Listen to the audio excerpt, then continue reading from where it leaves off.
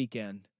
It really was. We start with the in-season tournament, and then we get some baseball, and then that's what we're starting with. That's what I started with. No, I even on Friday it was a little sportsy weekend because you had the Blazer game, mm-hmm.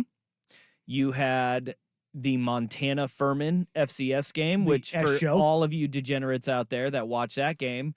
I'm glad you joined me in that because that was a fun-ass game of football. Shout out Bill Orum's meltdown. Oh, really? Oh, he was struggling in press row during the Blazers game. Was he? Oh, the struggle was real. Look, we got a lot of great Grizzlies in this area. I know that this is not going to make the Portland State folks happy, but them's the breaks, them's the rules. We got a lot of Montana Grizzlies out here, and especially journalists. You got Tyson Alger of the I-5 Corridor. Yep. He's a Montana Grizzly. Bill Oram, proud Coastie and Montana Grizzly. You know, those are fun. His jaw was locked throughout the Blazers game. Every time I look back at him, he was. I can see why. It was great drama. Oh, it was a gripping game. And you have some phenomenal breakdowns. Like we talked about this at the end of the show on Friday when we talked about Montana playing Furman that night. Indeed.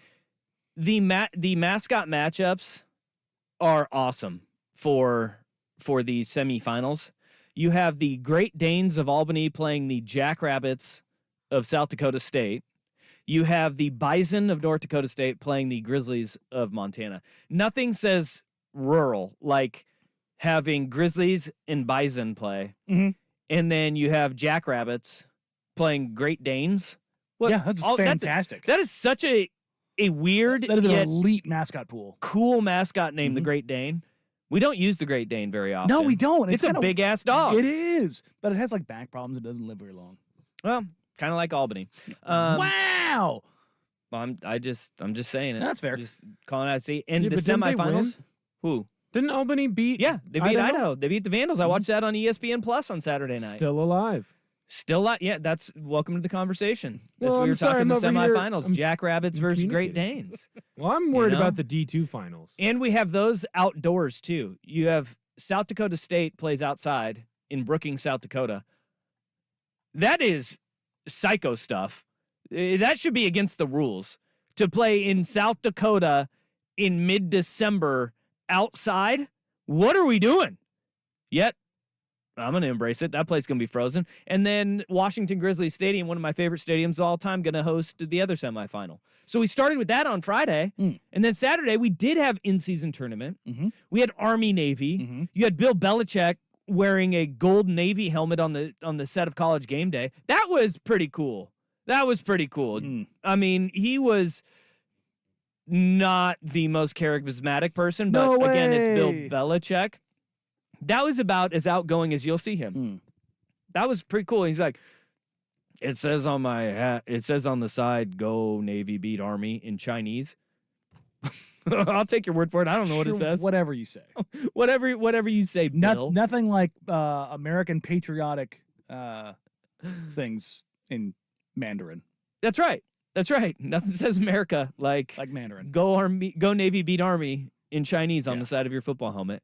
And then we had in-season tournament MVP LeBron James. You know, Anthony Davis went absolutely bonkers. No, it's not about that. It's about LeBron having something Jordan doesn't. He has two things that Jordan doesn't. You know what they are? A bubble and an in-season tournament. Is the bubble the other one? Yes. He has three. He has hair. Kind of. More hair than Jordan has. No. He never had facial hair that appropriated a horrible dictator's facial hair. Well, the Michael Jordan Hitler stash in the Hanes commercial was something. And that is real. Yeah. That is real. That happened. It happened. Bad choices. But then we had an NFL day on all day Sunday. It was NFL day on Sunday. I was going to say it was great. It was not. It had drama, though. It kept people watching. It did. And that's the thing is it kept people watching, but I think that was more like watching a train wreck as opposed to watching good football. That's true. I mean, I sat there and watched all of Raiders Vikings. I deserve a medal. No, you don't. Medal. No, you deserve to be institutionalized for another reason. Like we can just say we can add this to one of several reasons why. First, I started watching out of fandom, and then I started watching just to see how bad it would get. Oh, I continued watching. I was just sitting there going, it can't get worse. It got worse. got worse. It got worse. It got Every worse. minute you watched, it got worse. Boy, that was ugly football, man. It's the worst game of NFL football I've ever seen. Oh, I will say the other 3-0 game that I remember is probably the one that I'll go as the worst. Mm. You remember Monday Night Football? I think it was 2008. But it was the Steelers and the Dolphins at Heinz Field in the middle of a monsoon. Oh, I do remember. But you understood that, But that had a play that I will because guys could not keep their footing. It was No. a slip and slide. And they had one play that I will forever remember. It was a punt, and the punt like plugged like on a golf course. Think about that.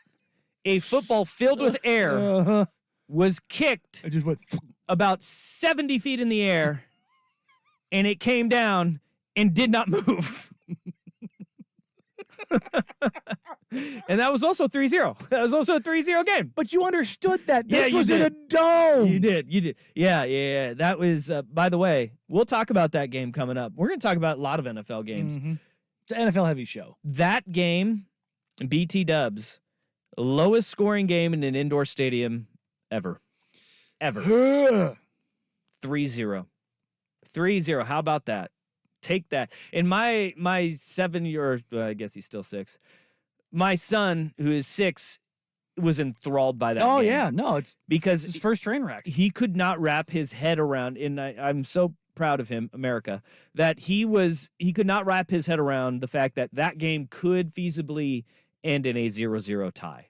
And he was rooting for the 0-0 tie so hard because he just wanted to see it happen. Because we've gone over overtime and how overtime works in high school and college. And then we were talking NFL, and he's like, well, it'll go on until somebody scores. I'm like, no, bud. In the NFL, they're gonna put that 15 or 10 minutes up on the board, and they are gonna play. And if it ends in 0-0, that game is over, my man. And he at that point he was rooting for chaos. He's an agent of chaos. He is American because he does not want the ties. Of course. He just wanted to see it happen so change would happen. If a 0-0 tie happened, we see all overtime rules change in the NFL. Oh God, yes. 0-0 would be the breaking point. I mean, what does Vegas do with that? They just give everybody their money. I know back. it's just like Yeah. that's a weird one. Yeah. Kirk Ferentz was just like, yes, give me more. Kirk Ferentz like, that was a good football game. Brian Ferentz is like, wow, I didn't know it could be done. Yeah, he's like, that's a scoring explosion. That's what I'm trying to do. It's incredible. But we got a 3-0 football game.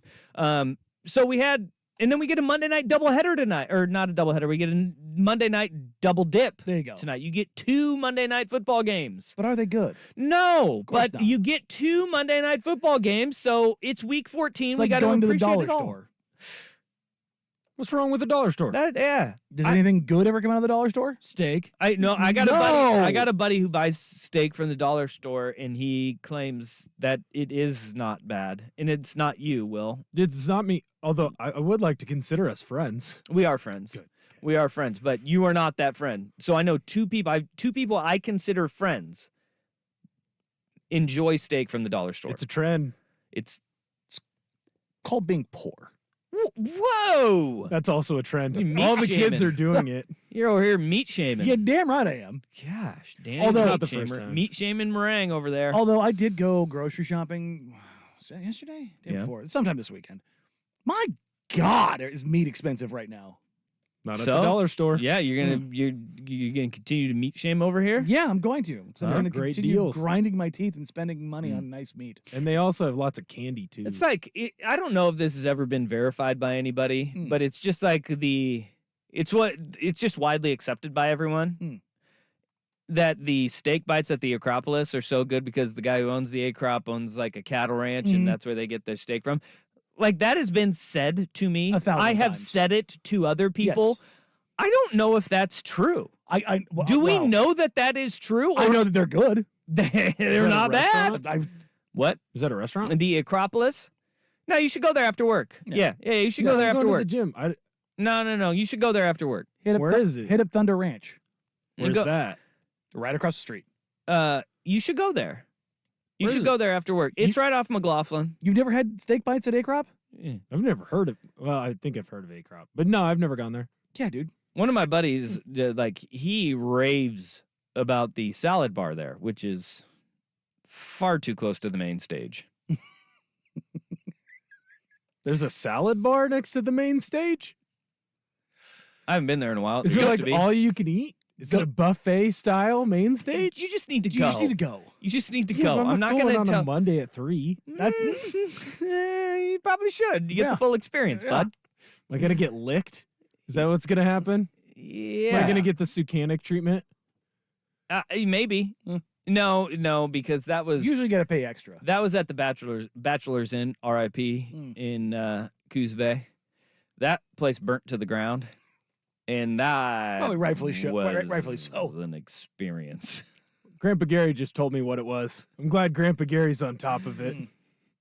There is mission accomplished. Look, we are 13 minutes into our Monday show, and my work for the week has been done. Now that I have our producer's grandfather is texting him about strip clubs like that, About the steak bites at A-Crop? because now we have there's some visuals that young Will Ortner over there will never get out of his mind ever again. Oh, you mean house and some steak bites? No, Grandpa Grandpa, being there. Just you know what? Maybe you can have 3 generations of Ortner men go there. Tell you, man. I'm not going there or any other place like that with any family member of mine. Telling you, man. What you did back in the day is you went to Thunder Ranch. Then when they closed, you stumbled across the street to A-Crop and went and got some steak bites. Sure, there you go. There you go. How late are they serving steak bites? Don't worry about Just go. I don't know. Just yeah. Go. I'm not doing anything on Friday. Jeff Rust isn't here. He's Be- at in- A-Crop. No, he's not. He's got sick kids. He's having It's breakfast. that time of year. Mm. It's that time of year. So Will Ortner is here. So I'm glad that this is like I miss Jeff Rust always. But this is a good thing that Jeff Rust is gone today because He's not now spreading the disease. he is not Mm. spreading the disease, and we're expanding horizons today. Indeed. All right. Because Jeff Russ is 100% had steak bites at A-Crop. Yes. I like Russ dating advice. Every once in a while, he'll give me a nugget. They're all pretty funny. Ooh, like what does he say? He said to look for a woman who loves a good dive bar. That is actually great Yeah. advice. That's kind of what I'm thinking. Mhm. That is great advice. He's wise. Dive bars, if you take a date to a dive bar and she says, ew, that's when you need to Move on. move on. Yeah, because that doesn't fit you as a human being, as a person. She needs to be accepting of that, because a great dive bar will tell you a lot about the people that you keep company with. And I love dive bars. They're fantastic. If you could say, "Hey, do you have a food menu?" and they have like just a bunch of bags of chips pinned to the bar back behind you, and be You're like, doing "Yeah, good." these are the food options here," right? That's a good place to go and grab a couple drinks. Mhm. You know, you might get stabbed, but we, it's we a don't good, we it's a don't good make place. food here. No. I celebrated my engagement with my wife at a dive bar. I like it. The Ship is what it was called. Was Hor- it floating? No, it was Oh, nowhere this near place, water. This place was sank. It is nowhere near water. It is nowhere near water. anchor was It great. down. It was fun. We had a great time. I like it. I like it. All right, we got a Monday show for you. Will Ortner is here. Danny Meringue is here. Mm. I am here. No Jeff Rust today. But we will R.I.P. still party. He's maybe dead. Most likely alive. Jeff Rust. Most likely alive. We got a lot of football, as Danny said, but we also have, we do have to get to the baseballs. It did happen. Shohei Ohtani gets $700 million. It's a lot of money. Yeah. I thought he's gonna be after he tore the elbow. I thought he'd be 600. Can I call some shenanigans? Can yeah. yeah. Yeah. I'm gonna call shenanigans On who? on the Dodgers. Oh. Yeah. And I'll tell you about that when we talk Shohei Ohtani. Okay. But I'm calling shenanigans on Ohtani in the Dodgers giving him $700 million. We also have got to get to in-season tournament. Mm. We will talk in-season tournament today. And LeBron James, Still that dude. still that dude. But one thing we won't talk about, but it's on the highlights right now on the TV behind your head, so I have to mention it. Oh yeah. Bronny James made his He did. debut at USC. Yep. which is really cool considering he What went he into went through. cardiac arrest Yeah. over the summer and that he is back. Mhm. But can we all just stop with the over the top praise of his performance for USC? He had 4 points. He was 1 of 4 from the field. And I saw Bronny James at the Les Schwab Invitational, Mhm. right? And I can say with certainty, He's an NBA player. he's a really good player. Yeah. He's a really good player. But at no time was he the best player on the floor in that tournament. He's an NBA player who is a rotation guy. He's I think that says a lot to the talent at Yeah. the Les Schwab Invitational. But like they're talking like, oh my gosh, Bronny showed those flashes. It's like that he's a good player. that he's a college, like really like a solid college player. Like he's not his come- dad though. Like he's not going to start at USC. No. Like Isaiah Collier, Boogie, like they've got like 4 guys that are going to go to the NBA in their backcourt. Like it's going to be a minute for Bronny. If he may stay another year. All right. So I got that off my chest and out of the way. I feel good about that. I feel good about that. Like Bronny's going to have a good I'm with career. you. I'm glad that he's back playing. He played 17 minutes. He did hit the box score. A couple, like 4 points, 3 rebounds, 2 steals, 2 blocks, 2 assists. Like he did a There we lot go. of like everything. But Long Beach State. He's a role player. Also, yeah, Long Beach State, upstate USC. Go- First time they'd won at USC since '87. Go Dirtbags. Mm-hmm. Are they still a dirtbags? No, it's just their baseball team. Okay, that's what Their I thought. baseball Yeah. team has always been, they used to be the 49ers, and now I don't even think they're the 49ers anymore. I think they're something lame. Yeah, Like made they're the Sharks or they made him something. change that too. Yeah, dude, you have an old English LB as your logo. Your baseball team's the Dirtbags. Just be cool with something. You Right. remember the old snapbacks? Yeah, Over high it said school? The Dirtbags. I had one. Yeah, it was. We can't have anything nice, No. and I don't like it. Well, You also had the Gamecocks one too that everybody had. oh, yeah. Yeah. Everybody had that. Mhm. I'm trying to look it up right now. It doesn't even have, like, They're just Long Beach State they're just basketball. Long Beach State basketball. Like, they don't have, like, any sort of, they have no mascot. Nothing tied to them. This is weird. You got to have a mascot. What's their mascot? LB. Yeah, they're just, It's a shark. yeah, it's the shark. They're the Sharks now. Yeah. Yeah. The baby sharks. Yeah. Do. Yeah, I don't like that. Their nickname is the Beach. Yeah. The Division I athletic program remains Beach Athletics. So they are quite So literally bad. they're just Boo. Long Beach State. Boo.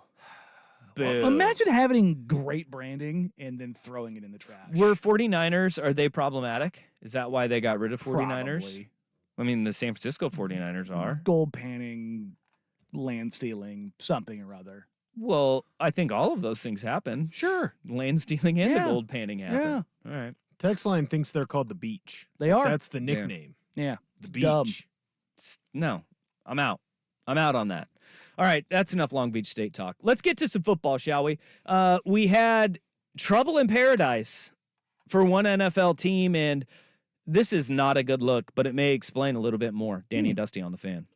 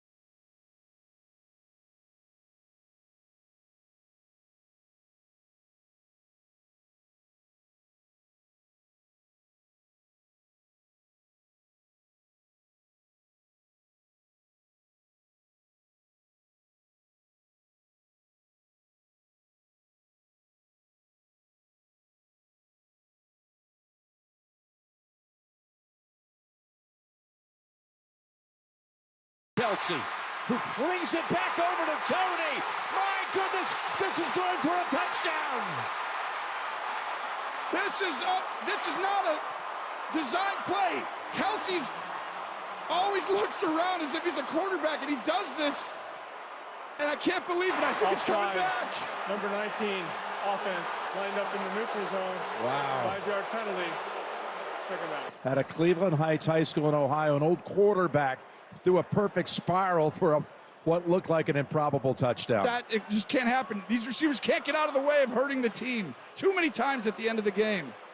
Ooh, Jim Nantz and Tony Romo on the call yesterday on CBS as I don't know, like people are calling it a controversial finish to the Bills and Chiefs game. Nothing controversial about it. There is no controversy about it. The Buffalo Bills, who have been mired in controversy in the week leading up to that game with their head coach, Sean McDermott, being called out for harnessing 9/11 terrorist attacks as great teamwork back in 2019, and an utter lack of You don't have to hand it to them. and an utter lack of ability to relate to his players or convey messages to his team in the week leading up. That's controversy. The Buffalo Bills end up beating the Kansas City Chiefs 20-17, and that play right there is what everybody is talking about. Not the fact that we have now the Kansas City Chiefs sitting at 8-5 and losers of 3 of their last 4 games. No. And really, if we're looking at it, 4 of their last 6, 3 of their last 4. The Kansas City Chiefs, we're not looking and talking about the Chiefs not being very good right now and going through a lull in the season at a time where you see a lot of the great teams are starting to ramp it up because it's December. No. What we are talking about is Patrick Mahomes and Andy Reid being upset at the fact that Kadarius Toney was called for lining up in the neutral zone on that play right there. And not even just a little bit. Like, he's all the way over. Dusty, you were a wide receiver. Mm-hmm. What do you do on every single snap? Look, this is inexcusable. What as a wide receiver and as a wide receivers coach at the high school level, what you tell your players is every play, whether you are on or you are off, You check. You check. You hold your arm back and tell the official, I am off. And if you are on the ball, he will back you up. Or if you are on, you point down at the line and he will say you're good, or he'll scoot you forward or backwards. You get help lining up because literally every play. you are off the ball. Every single play you are told Because to you're do that. It's sometimes 15 yards away from the ball. And you don't have that line down. You can't see down that line accurately. What has happened and transpired in this is you now have Patrick Mahomes, who I understood it in the moment when he was, leaving the field, and he told Josh Allen this. Loudest call I've ever seen, man. Offensive offsides in that moment, man. Terrible.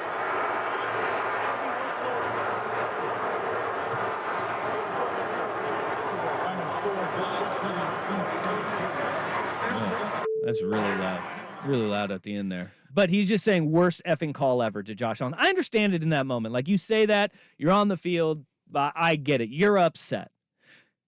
Being upset at the officials for doing their job when your receiver didn't do his, And it's not like it wasn't close. it was not even close. He's a yard It forward. was not even Like, close.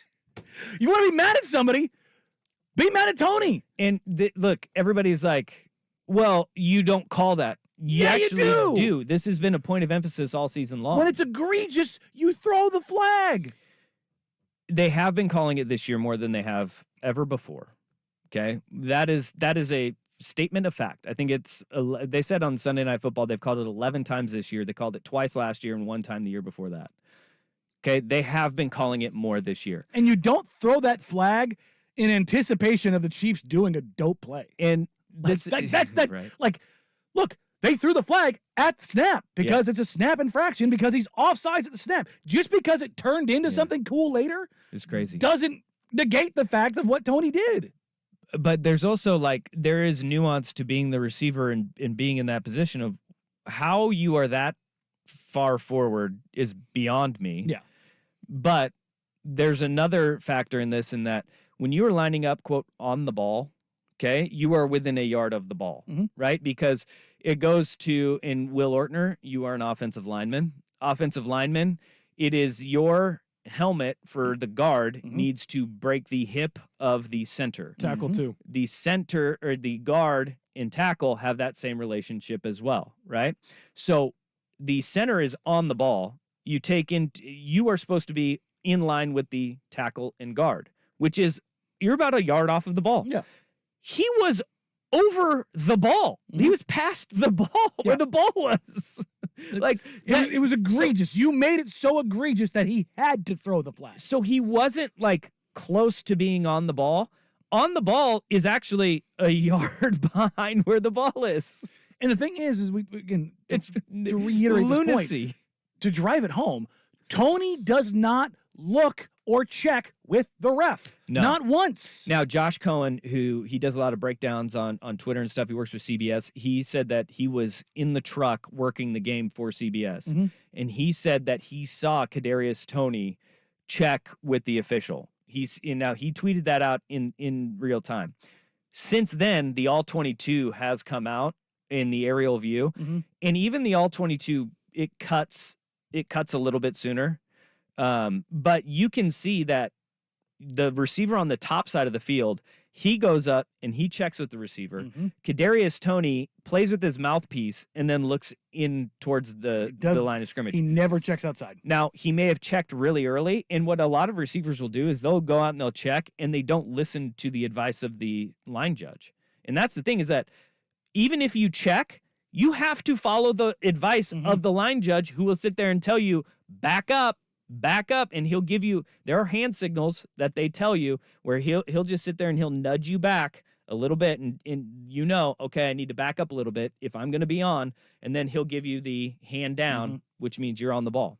He didn't do that. Even if he checked, he didn't follow the advice of the line judge because you're not throwing that flag in that moment or any other moment if the receiver is taking your advice. The thing about here, not just this incident, the Chiefs in general, going into this weekend, even with the Bills, you kind of convinced me to take the Chiefs just because of how sloppy the stuff around McDermott was coming into this weekend. And I remember saying on Friday, I don't trust this team. This Chiefs team is not the team that we've kind of come to see over the last couple of years. And it's not just the wide receivers. They're missing something. They're not there. Well, that receiver room is bad. It is. Kadarius Toney is one of them. Rice was great yesterday. Their receiver room has been atrocious for them this year. It has. But also, like, the plays that you've expected Mahomes to make, that defense to make, they just aren't there. There's just that secret sauce is whatever it is, it's missing. Well, you know that it kind of feels like when you lose 3 of your last 4 games, when you lose 4 of your last 6 games, it can feel like the walls are closing in on you. And you started getting that feeling when you heard Patrick Mahomes, not just on the field after the game, but then double and tripling down on it in the post game. We'll get to that after Will with SportsCenter. Now, from the Spirit Mountain Casino Sports Desk.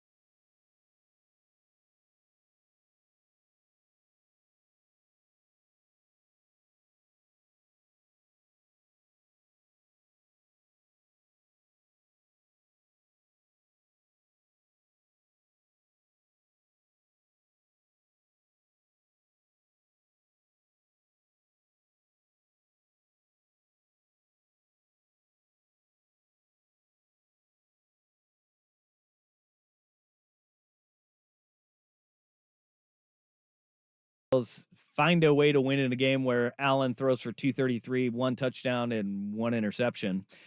It is the fact that the Kansas City Chiefs are kind of feeling like those walls are closing in on them. And you go through these points of a season where, look, remember when people were selling stock in the San Francisco 49ers because they lost 3 in a row? Mm-hmm. When people were selling stock in the Miami Dolphins because they were in the midst of a losing skid? These things happen, but right now in December, there is a little bit more panic because this is where the great teams start ramping things up. This is your rev-up period as you're trying to get right heading into the playoffs. And the thing that's being highlighted the most out of the Chiefs' loss is Patrick Mahomes' reaction to a penalty being called against him and his team and how he handled it in the postgame. I mean, it's obviously tough to swallow. I mean, not only for me, but just for football in general. I mean, just to take away greatness like that. I mean, for a guy like Travis to make a play like that, and who knows if we win. But as I know as fans, you want to see the guys on the field decide the game. And that's why last week I didn't say anything about the flag that didn't get called on the Marquez. And so, I mean, they're human, man. They make mistakes. But, I mean, it's every week we're talking about something, and all I can do is go out there and give everything I have. And I'm proud of the guys because that's what we did. And it was a great football game that ended – another great football game that just ended like that. It's just tough to swallow. I get what he's saying with you want the guys on the field to dictate a game, right? They did. And he's saying Marquez Valdes-Scantling, at the end of last week when the no call, you sit there and you go, okay. When he was tackled on the goal line, we all remember that play or near the goal line, and there's no penalty. Sure, yeah, don't say anything. This was so egregious, and it was a pre-snap penalty. You have to call it. It's one of those things where it goes back to, D Ford in the AFC Championship game where he lines up offsides. Uh-oh, that's not good. Oops. And it cost them an opportunity. You go back and pre-snap penalties, if it's so egregious, it has to be called. And that was one of those situations. Because if they don't call that, they're going to get killed. They should have called 2 penalties on that pre-snap. The right tackle, Taylor, he's offsides as well. He's in the backfield. It's an illegal formation. Yep. You talked about it Something earlier. that he's done 1,000 times this season. Because he's not fast at getting back. Yeah. He's slow in his pass set, so he has to line up further back. And that's why in that play, he's looking across like, oh, I got to go against Von Miller. Guess what I'm going to do? I'm going to make sure that I'm back fast. He's off the ball. They could have thrown 2 different penalties on that play. And I know that a lot of Chiefs fans are screenshotting Von Miller looking like he is lined up offsides. That was the camera angle as well. There's down the line Behind shots him. Yeah. that show he wasn't. Yeah. He got a good jump on the ball too, on the snap on the very next play. I mean, these things happen, but to say that you're erasing greatness, don't draw the focus onto the officials. Draw the focus onto Kadarius Toney, who's now lost you multiple games this year. Remember, week 1, he couldn't catch a ball to save his life. Dropsies. And they lost the football game. You look at this game, and there's I think it was at the beginning of this, losing 4 out of 6 games. I think he had another couple of big drops. He had the ball that went through his hands that went up for the interception. Remember? Kadarius Toney has been at the focal point of all of this. And I get it. You're not going to turn on your teammate in front of the media, but turning on the officials is not the way to do it. And it makes them look that much worse when every other fan base in the NFL has been saying, and this is they've been saying, you guys have benefited from so many calls that have gone your way. Patrick Mahomes has gotten, literally last week, he got a flag he did not deserve. Well, in the Super Bowl, just this past Super Bowl where they won, right? The Bradbury PI, right? Bring that energy to that play, and sit there and say, Did you know what? Let him play there? Shouldn't have thrown that flag in that moment, right? That's not the way it is. Officials are not perfect. They are human. They screw things up, even in the NFL. Does that make everything, wash all the ills away? No, it doesn't. But this is not a gray area. No, this is not. Very black and white. It is, and not only that, the PR speak that he goes with there. It's not just for us; it's for all of football. Yeah, making it about the collective. It's that's quite literally PR speak. Yeah, just making it about everybody else and not about you. Deflecting out. making your pain everybody else's pain. This is the kind of thing you see from like defense lawyers regularly, and it's just like, what are we doing here? Yeah. Knock it off. Yeah. You're not some aggrieved group of people. Shut up and play football. Stop whining. That's the thing, is this is just so whiny. There was more. It's the call, man. Just in that moment, I mean, it's not even for myself or for me. It's just I know how much everybody puts into this game, and for it to happen on a flag change the outcome of a game. In that moment, I mean, I've played 7 years, never had offensive offsides called. I mean, that's elementary school. We talk about. I mean, you point to the ref, do all that different type of stuff, and it doesn't get called. And if it does, they warn you. And there was no warning throughout the entire game. And then you wait till there's a minute left in the game to make a call like that. It's tough, man. I mean, it's lost for words, man. It's tough because regardless if we win or lose, man, just for it to end with another game and we're talking about the refs, man, it's just not what we want for the NFL and for football. Now, he is right in that if you are close, like the officials will give you a warning and be like, hey, man, you need to back up or you need to scoot forward. But this wasn't close. It wasn't close. It wasn't close. This was not close. And here's the thing about Mahomes, and everything has been gravy in Mahomes' career. It really has. Like, the dude has done nothing but win. I mean, he has won at every turn since he became the starting quarterback of the Kansas City Chiefs. And, like, even if his losses, right? If his losses are in the Super Bowl, right? Not a bad run that you've had there, Pat. You know, he has had an incredible just runway of success that he has had. At the same time, when you have these bouts of adversity, this is where the NFL fans as a collective start turning on you, because I love Tom Brady. I call him the angel that just floats around the field, you know, dropping touchdowns everywhere. This is the stuff he did that made people hate Tom Brady. Whine. Yeah, when things aren't going your way, you are whining. And when you win as much as a guy like Brady or Mahomes win, then it is everything in a loss is amplified for you. And because adversity is something they've never faced. No, and they are competitors to the nth degree, to where they don't want to be in this situation. They don't handle it the right way. And they don't. Neither one of them handles it the right way, because all they really do is win. But this is where the fan bases that don't have an issue with you, that aren't Chargers, Raiders, Broncos fans that sit there and have lost to you, done nothing but lose to you in divisional play. This is where everybody else goes, come on, man. Like, what are we doing here? You can't act like this because a game didn't go your way or a season didn't go your way. Right now, the Kansas City Chiefs are 8-5, and they look like a shell of the competent and competitive team that they have been. And we can chalk that up to a lot of different things. Could it be just the receiver room is just doo-doo, which it is? Which it is. Could it be that their defense has played really stinking well in spurts of the season, but is also kind of accordion back and forth? Could be. Could be Eric Bieniemy is now in Washington and no longer attached at the hip of Andy Reid? Sure. Like, you can chalk up a lot of these things, but the fact of the matter is that every single great quarterback and every single great team goes through this. When you win, teams go and they pillage your roster. Look at the Eagles defense and what they're going through right now, right? Where their 5 leading tacklers from a year ago, they got paid, baby, and they leave and they go to a different team. Guess what? Eagles defense sucks. Turns out. Right? When you are successful, your coaching staff also goes and gets rated. He has had the luxury of winning a lot of games, and he is a big reason why. And he's maintained a lot of the staff and players. The stability is now no longer there, and every great dynasty has gone through it, whether it was, you know, the Niners of the 80s, the Cowboys of the 90s, the Patriots and their revolving door of coordinators that went through and failed as head coaches and ended up coming back at various times. This is what happens, and you got to kind of, it's not like a rebuild, but it's a retool in re-navigating through the waters of the NFL season. And the Chiefs are not handling it the right way right now. And are they going to pull out of it on the other side? But they got one of the best damn quarterbacks, not just in the game right now, but to have ever played the game.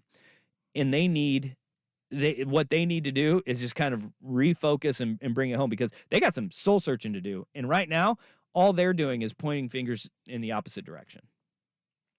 Yeah. It's not a good look for No, Mahomes, though. It's not. I mean, Or Andy Reid. I looked at this coming into this week, and it was one of those things where I was like, there's something not right. If you look at who they've beaten and who they've lost to, there's nothing that says that anything about this team is anything above average. Yeah. As the Vancouver Ford text line is pointing out, 503-864-6326. That's how you can text in, be a part of the show, or in the YouTube chat, youtube.com/1080am the Fan. This says, flag was thrown before the ball even left Mahomes' hand. The ref had no idea how the play was going to develop. No, nobody knew that Travis Kelce was going to go YOLO, throw the ball back to Kadarius Toney and it be successful, which was just a wild play. It was amazing. It was amazing. It was amazing. But you should also not be in that situation at the end of the game to where you're pointing the finger at the officials. And I think that's what we're all kind of learning. All right, 503-864-6326. That's the Vancouver Ford text line. Would love to hear some of your feedback. And as this texter points out, what is the Taylor Swift effect? They've been losing a lot since she showed up. Just saying. Huh? Dun, dun, dun, dun. Huh? They're 2-2. The Swifties are going to come for you. Well, Kadarius Toney, the Swifties are coming for you. Oh, yeah. I mean, They're going to pack him up. He's going to disappear. Yeah, it's not good, dude. Not good. A lot of things rhyme with Tony. The song's coming. Ooh, a breakup song with Kadarius Toney. I like Baloney. that. I like that. All right. Hey, let's stick in the AFC West here really quick because, Go on. well, we're not going to the 3-0, whatever that was. But we had a rough start with a even worse finish next on the Fan.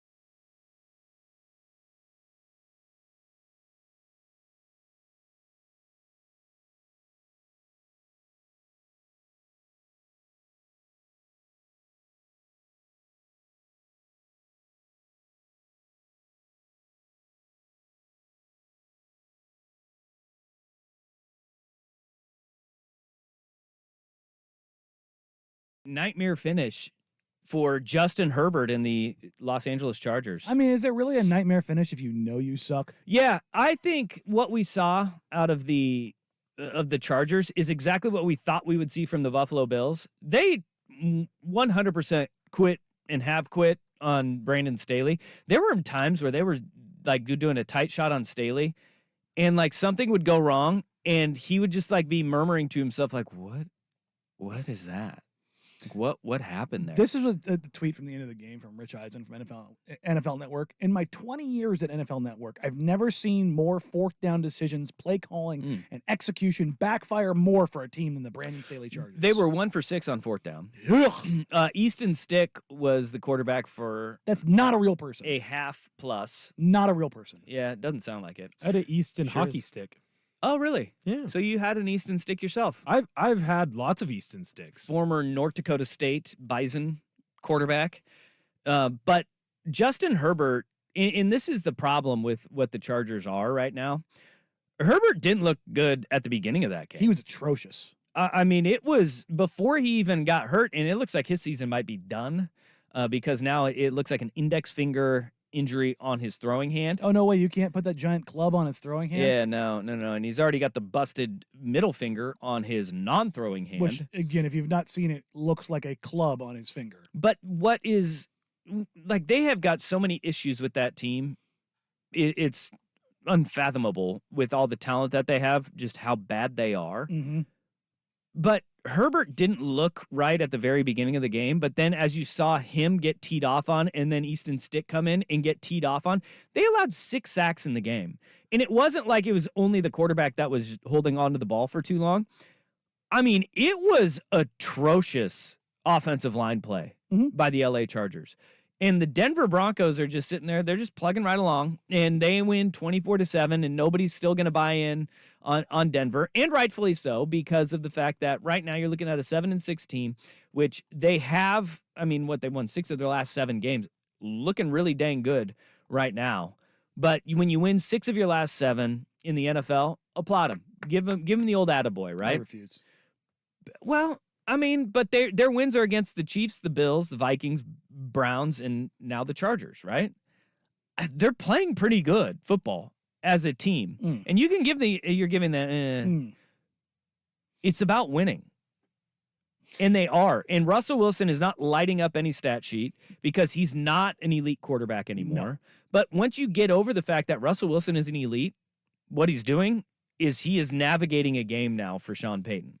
And he's doing it very well.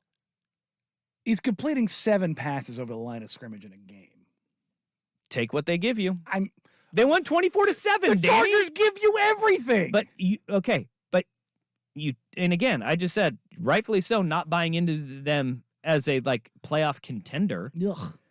Because they're not. No. But they're winning football games and they're finding their identity. And that identity right now is if we don't have to push the ball down the field, why should we? And look, there were throws that Russell Wilson made that Jerry Jeudy drops a ball in, like it hit him in the hands in Not the the end first time zone. we've seen that And it happen. just goes bloop to the ground. Remind me again, why is he a Denver Bronco?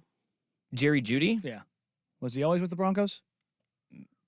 He was drafted by him. Yeah. to the Broncos. No, my point is, how many great Broncos wide receivers have we seen lately? Oh, well, I mean, DT. yeah, Demaryius Thomas a long time A ago. long time. That's what I'm saying. R.I.P. Like, Demaryius Thomas. Julian Thomas, PSU great. it's But been a hot minute since they've nailed that slot. Is what I'm saying. right. But what Russell Wilson is doing is winning 6 of the last 7 games. Sure. And getting his team into playoff This feels contention. very much like a worse version of the Minnesota Vikings last year. That's what this feels like. Games are like, I mean, they've won their 1-score games, but they blew out Kansas City. They blew out the Chargers just now. I mean, it's not like Minnesota was playing with fire the entire year.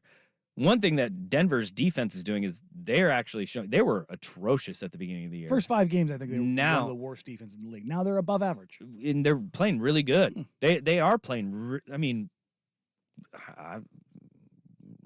goodness gracious, you're giving up 20 points a game in the NFL. I mean, it's not awesome, but yesterday they give up 7. They give up 17 to the Texans. They give up 12 to the Browns. No, it's the Browns without a quarterback. But, I mean, nobody's lighting up the scoreboard on them since they got it. Nobody scored 30 on them in the last 7 weeks. They're playing okay. I think They're playing okay. You had a rookie quarterback, no quarterback. You had Mahomes sick as a dog, and then you had a backup who it sounds like a made up name playing for the Chargers. They were beating them before that, though. No, you're not wrong, but the Chargers are bad. Chargers are they're unequivocally bad, and they just need to end it with Brandon Staley right now. I don't understand it. Why would you not just mercy kill the guy at this point? Yeah, that's true. Why are you making him go through this? Yeah. It's almost punishment at this point.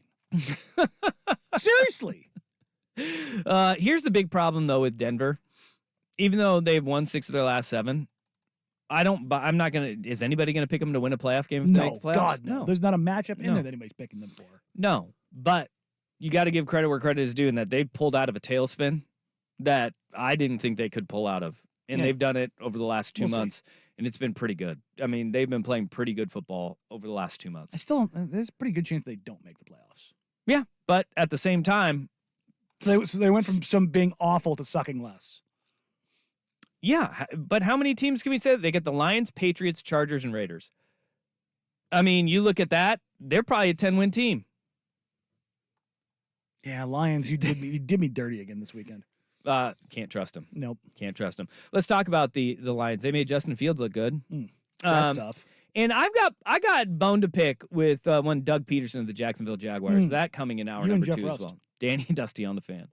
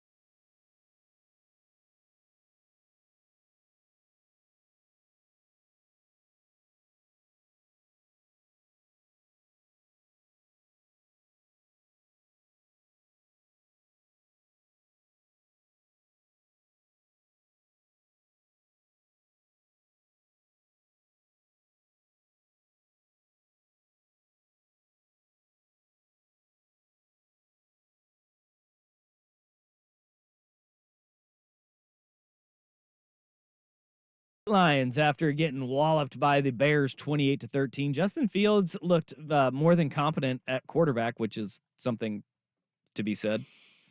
I mean, my goodness. That is the biggest question that I have about the Detroit Lions as a playoff team. Stupid Lions. It played out, and look, this is where it always, the rubber meets the road, right? Is that if your defense can be a liability for you, you have got to be able to have that quarterback who is that dude and makes those throws. And that's where, like, Jared Goff is a manager. You can't say, all right, Jared, go win us a game. Defense is on their heels today. You got to be the dude, right? That is the biggest issue that I have with the Lions right now, is that I don't trust their defense week to week. And in the playoffs, you have to have a defense that you trust week to week, or you have to have a quarterback that is just that damn good. And right now, they don't have either of them. And this is like the thing with Dan Campbell, is that the worry with Dan Campbell is going to be, all right, does the bite your kneecaps off, we're going to fight like hell every single week, does that last for 4 months? Well, I think that would have lasted had their secondary not been decimated by injury. Everybody goes through it. Yeah, I mean, 3 of your 4 day one starters out basically for the season. That's a hell of a hit. Everybody, but look at the Ravens. Look at what the Chiefs had been able to go through. Sure. Look at what the Eagles aren't able to do it now, but they were able to do it before. They did have the depth behind it. There's no doubt about it. This is where those elite teams that you sit there and you go, the San Francisco 49ers are that team that what always derails them, right? Injuries at the end of the year. Like the NFL season, any football season is that war of attrition. Can you stay healthy and can you fight through it? It's not helping the Lions whatsoever. I agree with you. Like it throws a wrench in your season. They're still one piece away defensively too, that might be able to help them sustain it. Sure. Aiden Hutchinson is a dude. Up front, their interior defensive line is not. They're lacking, and if they can get one more dude up there, then maybe they can. And that's the thing. The 49ers, the Eagles, the 2 teams we just mentioned who could make up for that, they had dudes from front to back. They got everybody. The Lions were trying to build back up to something, and they did. They built a very good secondary, in my opinion. When healthy, they were going to be a good secondary, probably one of the top 5-6 units in the league. Yep.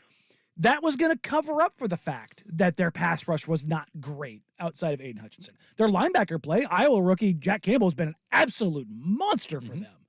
But they're still not able to be too great against the run, and their pass rush outside of Aiden is pretty lacking. So you don't get that balance that you would get otherwise if you did have a healthy secondary. They have their issues on defense, and they don't have the quarterback that can they push them forward. And now, like, everybody's overreacting to the game that Justin Fields had, which Justin Fields looked really good. He looked really good. He looked really good for Justin Fields. No, he looked really good. Full stop. Period. He had a great game. And that it's okay. It's okay to acknowledge it. It's okay to acknowledge it. He was okay. 19 of 33 is not a great game. Don't get caught in stats though, because the game play, it told us a completely different story. And DJ Moore was really good. He made throws that he needed to. He got the ball in his playmaker's hands. And is that more of an indictment on the Lions? Probably. It probably is.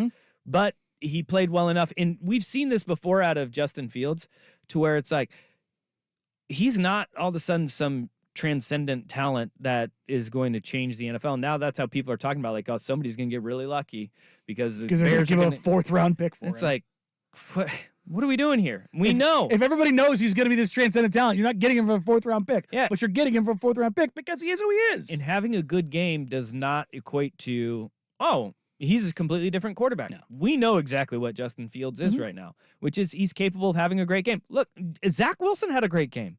Zach Wilson played really stinking well in the second half against the Houston Texans. But that also, he threw for 300 yards. And I loved what Zach Wilson said. They had him like mic'd up, or one of his teammates was mic'd up, and they caught him saying, "What are they going to do? Bench me again?" Like, I'm playing with nothing. No pressure on me. You have to love the fact that he gets it. Yeah, he's like, the worst thing they're going to do is they're going to bench me again. And not just, look, I feel bad for the Texans because they lose Tank Dell last week. You lose Nico Collins this week. You get your brain scrambled by CJ Stroud. Like all of that goodwill is just like now they're going, oh boy, And it's gone. and here we go. I think I might have into gone the 0 doldrums. 5 on my pick this week. That's Good tough. Lord. That's a tough look right there.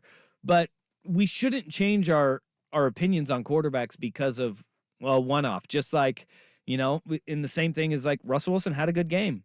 Did he push the ball downfield? No, he didn't. And he's not all of a sudden electric Russ now that they've won, 6 of 7 games. He is a game manager now. But Justin Fields did enough to beat the Lions, and now the Lions are doing that soul searching that a lot of these teams across the NFL are. You know what one team that isn't doing that though? This so pains me to say. The Dallas Cowboys. Ooh. The Dallas Cowboys opened up a can of whoop ass on the Philadelphia Eagles yesterday.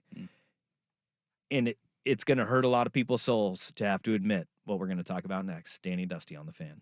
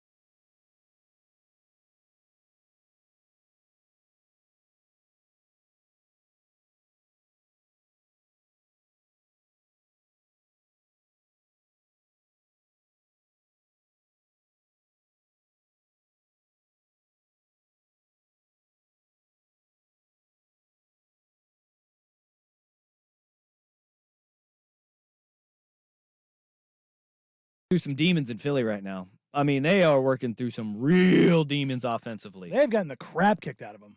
Lane Johnson's that important, huh? Well, it's not just Lane Johnson, just weird Yes. ball security. Yes, he is that important. He is that good. Well, I Lane just said it's Johnson. not just that he's that important, but it's not just that ball security. Mhm. Like they can't hold on to Grease- on to greased the pigs football. everywhere. 3 fumbles Mhm. by the 3 guys who should be touching the ball the most for you in Jalen Hurts, AJ Brown, and Devontae Adams. Like Devonta Smith. or Devontae Smith. That is wild. Devontae Adams is the one Raider this weekend that didn't fumble. Yeah, that is a wild.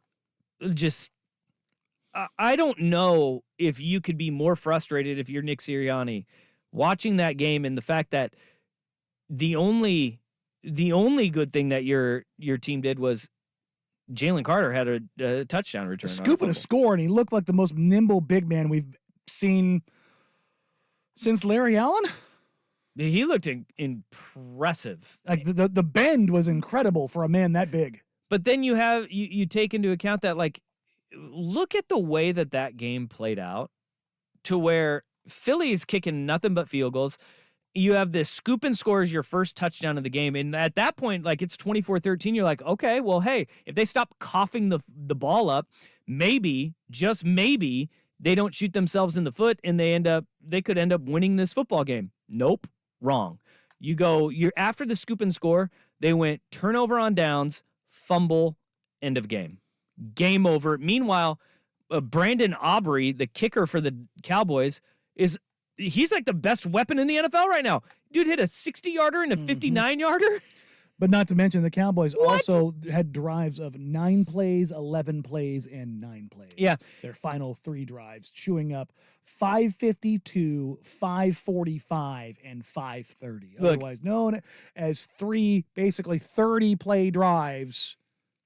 Or excuse me, three drives of 30 plays and 15, 16 minutes of game time. That's an entire quarter. Look, it was an impressive performance by Dallas. And I think that we all kind of have the same feeling about Dallas. Is we've been through this again and again and again. Call with me in Dallas. January. We'll see where they're at in January, right? When playoffs start. But Stephon Gilmore, absolute dude. I mean, he was all over the field for them, coming up with plays when they needed them. You had an effective pass rush against Jalen Hurts. You only get 1 sack, but you were able to get hurries on him. You didn't touch him up really all that much, but you are stylistically kind of playing everything in front of you, and they're doing an incredible job. When you have a guy like Stephon, like he was the defensive player of the year. Like he is still really damn Still good. solid. Old as hell, still really, really good on the Of on the which perimeter. A.J. Brown let him know. That's right. And he should. You got to tell him he's old. But the fact is those 10 play drives that you're talking about there, where you're averaging over 3 drives, Philly can't get off the field. No. And even though their linebackers weren't absolutely torched like they were a week ago, they've got some big issues on the defensive side of the ball. And was it Sean Desai, their defensive coordinator? Remember, they're replacing both their coordinators from a year ago. This is how hard it is to get to a Super Bowl. In back-to-back years, because you, again, like we were talking about Kansas City. When you're good, they come and pilfer from you. Yeah, they pillage your coaching staff. They pillage your roster. They're replacing their 5 leading tacklers from a year ago. You have Lane Johnson, your anchor right tackle, is banged up. Like this is Not like Will the Ortner banged up. breaks. What? Not Will Ortner banged up. No, I No, got banged up. Not that Similar. kind of banged up. I got a bad hip. But shooting yourself in the foot when you have a defense that is going through the struggles like that, it's the worst thing you could do. 3 fumbles is like the galaxy brain in the way that they happen in their 3 best players offensively. But you got to give Dallas a ton of credit because they are dismantling teams right now. But this is their stretch where it's going to be a tough stretch at the back end of the year because their next 3 games, They got to prove it real quick. Miami, Buffalo on the road, and then Detroit with who the hell knows what Detroit is. We just got into talking about how their defense is a sieve. I don't know what to expect in the next 3 games. I could see them dropping 2 of the next 3. But the fact of the matter is right now, Dallas is playing some of the best football in the NFL. It's just that they're not even the best team in their conference because of the way San Francisco is able to absolutely destroy Lay everybody. waste to everything. They've won 5 games in a row by double digits. San Francisco has. They've outscored their opponents by 99 points in 5 games. Is that good? Because that's better than almost every single team's point differential in the entire NFL. 99 points over a 5-game stretch. Mhm. Like, they are on a completely different level that they're operating at right now. But with Dak in the offense, I thought the most encouraging part, if you're a Cowboys fan, is that it wasn't just having to throw the ball up to CeeDee Lamb. Jake Ferguson is a monster. Like the last couple, he's just jumping over people, and he has those 2 hurdle pictures. Have you seen them side by side on Twitter? Back-to-back games against Seattle and then against Philly. He is like 6 feet in the air, doing like a full extended hurdle with his trail leg out, Very just large man jumping jump high. over dudes and just running like a man possessed. They found their tight end. They did it with 2 backs in Tony Pollard and Dowdell, Rico Dowdell, the other back. Like you don't have that workhorse back, but you're dividing the carries, and they're both playing really good and really effectively behind their offensive line. They have layers and dimensions around their offense where you're like, all right, it looks a little bit different. It's not just, relying on the big play for Dallas. They're able to sustain drives. They're able to hit you and have a good balance between their run and their pass. But again, I'll trust it in January. I'll trust Mike McCarthy in January when I see it. Yeah. Right? I'll trust their defense in January when I see it. But Dan Quinn's got those guys playing really dang well right now. And the most important thing a defense can do is get the ball back for your offense. And they were able to do it 3 different times last night. They gave Philly fits. Absolute fits yesterday. You're talking about the Niners and their plus 99 Yeah. point differential in the last 5 games. Yep. There are only 5 teams in the NFL with a point differential greater than 99. The Cowboys, Niners, the Ravens, season? Dolphins, and Bills. Plus 104, plus 118, plus 143, plus 175, and the Cowboys at plus 188. Yikes. That is they're a juggernaut right now. 49ers with the least points scored this season or allowed this season. The Dallas Cowboys with the most points scored. Nearly 38 points more than the Dolphins. I'll tell you what, in that, like, Brock Purdy had another great game yesterday. Mm-hmm. He got an interception, that ball that went off the fingertips of Ayuk and in the arms of Love. I thought Seattle put up a pretty good fight, and a pretty good fight is losing by 2 touchdowns now. That's a pretty good, I thought Seattle was like, hey man, they're plucky. Drew Lock was your quarterback. Like, I was like, yeah, hey, play to cover. They didn't cover. Depends on where you got the number. They didn't cover 11. I know it got worked up to 12.5 when Gino got hurt on Friday. I'll tell you what, though, their success before and then after that 3-game skid shows you how big of a deal Trent Williams is. Because the minute Trent Williams got hurt, it completely changed their offense. So to have a left tackle that is The best left tackle. You're talking about a top 5 offensive lineman in the Ever. last decade minimum. What he's able to do run blocking and pass pro wise, you just don't see. Christian McCaffrey literally averages, I think it's an extra 2 yards when he runs to the left versus when he runs to the right. That is like Insane. What you're talking about with Lane Johnson, though, having just somebody who can neutralize the entire outside. Yeah. It is massive. It's huge. And like with Philly, like their guards, and by the way, they also, like, we talk about their defense and all the defections they've had defensively. Philly, remember, they do have Jason Kelce in the middle, but Isaac Seumalo, the Oregon State product, he is now playing in Pittsburgh. And without him, their interior is not nearly as good. And without Lane Johnson to cover the gaps on the outside and that ability to take away a B gap if he's going inside, those guards are now on an island. It's so hard for them. You saw they got exposed last night. Like the interior of their offensive line, even with one of the best centers that we've seen in decades in Jason Kelce, they got exposed at those guard positions, and that is the value of Lane Johnson and Trent Williams for the San Francisco 49ers on the left side. Just as, if not more important, man. He's really good. They might be the 2 most valuable offensive linemen right now in the NFL because you can look at where Philly has struggled the last few weeks, and it's once he got banged up. What those 2 do No, with I'm just Johnson, confused. with Johnson. He got injured, not drunk. You said banged up. Okay. I hate you guys so much. You did this to yourself. You didn't pick up I when I did. said it earlier. I was did like, this not to Will, yourself. not I Will did Order pick it up. when you said I got banged up last weekend. My hip still hurts from it. Oh. Look, man, trips happen, you know. But so what I was saying with Lane Johnson is you can attribute their issues to once he starts getting banged up offensively. Because if he is in and he's healthy, what he can do mixed with what Jason Kelsey can do, it helps the run game go, but it also helps the pass game go because the protection that they offer Hurts. You can see it as soon as he got hurt and he hasn't been able to be in as much, or his time has been limited, or he's been out completely. Hurts doesn't feel as comfortable in the pocket, so he's more likely to run. And when he tries to escape out to his right, or when they try to run the ball to the right, they're not getting the same type of push. It completely derails that offense. Once he comes back, we might sing a different tune about what Philly is.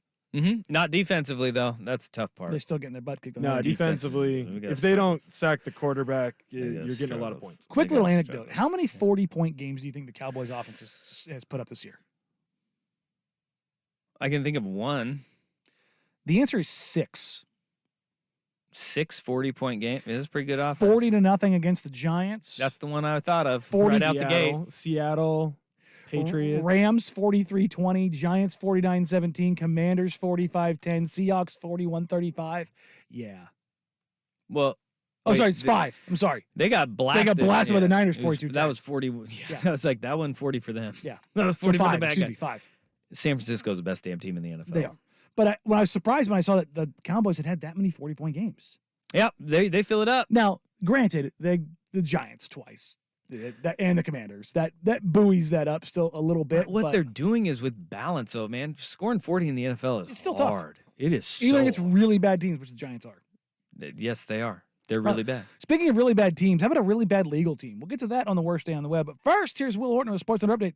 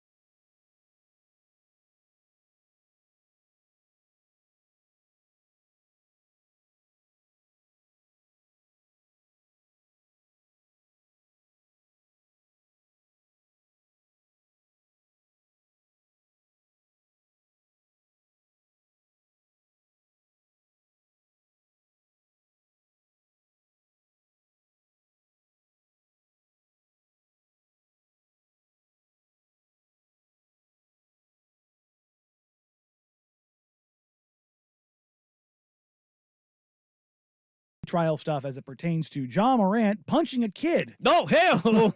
Hell. at his house over a pickup game I argument. forgot. I forgot that we still have John Morant punching kids is a thing. Mm-hmm. Wow. He's Yeah, still suspended. His suspension's almost up, though. We're getting there. Yeah, 25 25 games, games. And he might get suspended again because he might end up getting convicted of assault. right? Of a minor. He'd be a Oops. bad substitute teacher. He would. He Would wouldn't he? be. He wouldn't be able to hang. Yeah. Not Yeah, if he's they've- punching kids. They've played 21 games, so he's got like 4 more games. 4 more games and he's in. But remember, it's also not automatic. He has stuff that he has to go through before he comes back. all right. Well, his steps and his processes. What you mean, like his behavioral rehab that he went to 2 days of? Three. Oh, Get sorry. it? Come on. He went to 3 I days. counted one as a travel day. Yeah. From Memphis. Well, it's Memphis to Florida. It's only like a 3-hour flight. It's Okay. a short trip. It's like flying to Anaheim. You know, it's not that long. But it's happening right now in a Memphis courtroom, and the Memphis reporters of the region have descended upon the courtroom or are watching on the Zoom feed, and it is hilarious on every level. The prosecution here opened up the case by showing a highlight reel of John Morant dunking over Kevin Love and showing the ferocity of which he Kevin Love dunked. catching strays in the court of law. Right? Let the record state that Kevin Love got yammed on. So they did all of this. The prosecution side Yeah. did this not to show how great John Morant is on the basketball court, but how explosive and dynamic of an athlete that he is. It shows that him swinging a punch Yeah. is a very violent act because of how explosive and dynamic he is. Because of a How professional har- athlete. Well, now that how hard he throws those dunks down, Oh my gosh. and what would he do in anger upon throwing a punch To a teenager. to a 17-year-old teenager? Oh boy. If you're people in Memphis, like fans of the Grizzlies, are calling this dumb. This is ridiculous. If you have half a brain, what that prosecution just did was genius. Yep. Absolutely genius. He's just selling to the jury how look, these are grown ass men. how and explosive how he strong is. he is, and yeah. Oh, Just that's not how good. different a human being he is as an athlete. Good. This is this 6'2", 190-pound man jumping over a 6'9", 260-pound human and running him over. Oh my What God. would he do to a 17-year-old kid? Nothing good.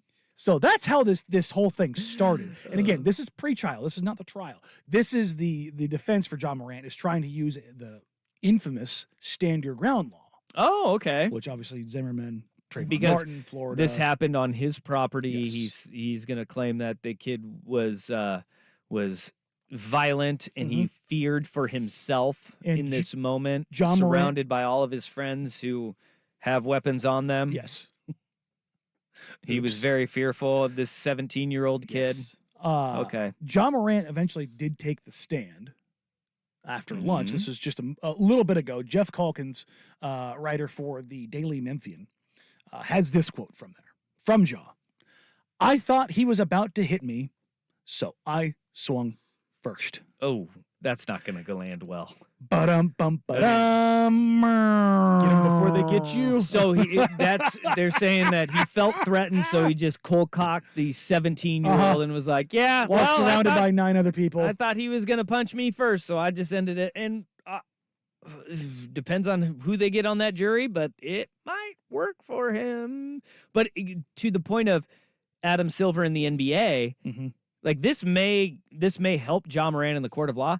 It will not help John Morant with Adam Silver because now Adam Silver has a guy who is admitting, He yeah, punched a kid. I punched a 17-year-old because I thought maybe he might get violent with me, Mhm. which that's not going to be satisfactory to Adam Silver, which if you've seen Adam Silver, I think that is the last thing that he would do if he felt threatened by anybody. Curling up into a ball like a roly-poly, I think, is the default setting. Yeah, or just taking 3 steps backwards and allowing your 9 security guards to step in front of you. That probably is what Adam Silver would do too. But this is not going to end well for John Morant. No. No. It never No, was. no, And this no, is no, just, no. again, one of the many things that John Morant found himself into over the last 18 months. Way to go, Ja. So, yeah, our worst day on the web, it's going to John Morant because the hits are going to keep coming, and he may have to keep digging before he can find his way out of this. I see what you did there. Also, he mentioned that Powerade was the beverage of choice. Oh, yes, at his At house, his he home. had coolers full of Beverade because he said, at that time, I had to deal with Powerade. Not anymore. At that time. That's the brand recognition Powerade wanted out of that. Yeah. When Coca-Cola was sitting there like, you know what, we really need to amplify Powerade for when you want to punch kids. Yeah. Powerade. Good for punching kids. It's really big in the teacher. Yeah, I was just gonna community. say that may be what you sell your teachers there. I can promise you, I'm not punching any kids.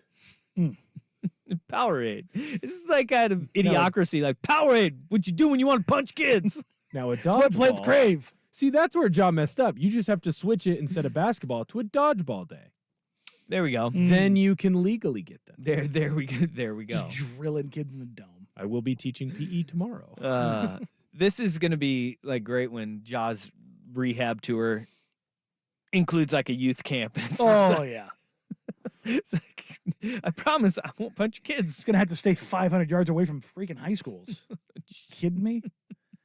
Wow. What else do we know? I mean, Him and Zach Galifianakis. wow. Between two ferns. That's where the Um, jail cell is. this text saying kid did throw a ball at Ja and punch him in the face first. It says it was an accident though. Doubt it. No, Ja No, is he admitting he punched punched him first. first. Yeah. Like this is where the stories are now having to line up Yeah. because Otherwise, you you're under oath. perjure yourself. Yeah, yeah. And so we are finding that And the thing He is did that punch the there kid have been first. leaks in Jaws camp, which means he doesn't know who he can trust, which means he has to come out and say it. and the throwing the ball at Ja 1st Mhm. was he checked the ball hard Yeah. at him.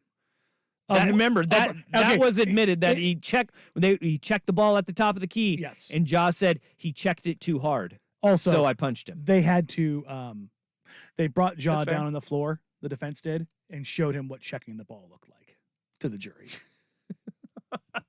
Uh-huh. This is great. Oh, This I is should say, great. I shouldn't say the defense, the prosecution. Just brought like him you have these white middle-aged attorneys doing double-handed chest pass. Like Uh-huh. this is how you check a ball. Uh-huh. No, it's not. You just kind of flip it to him. Yeah, it wa- come on now. down. What But are we doing? it was they also there's a Like a scene out of Hoosiers. there's a note in there because apparently Jaw did the pull your pants up tough guy move, and that was reenacting. they made Jaw reenact that. That's fantastic. Oh, buddy, they need are- cameras in this courtroom. Oh, they are. I'm in. There are. I'm in. Oh no, there's a Zoom feed that the reporters have access to, and buddy, let me tell you, the stuff that I've seen so far, it has been Jaw's entire like tough guy persona is being shredded, Oh my god. shredded to pieces. Mr. Morant, can you please show me how you aggressively pulled up your pants? That's almost the exact phrasing of the question.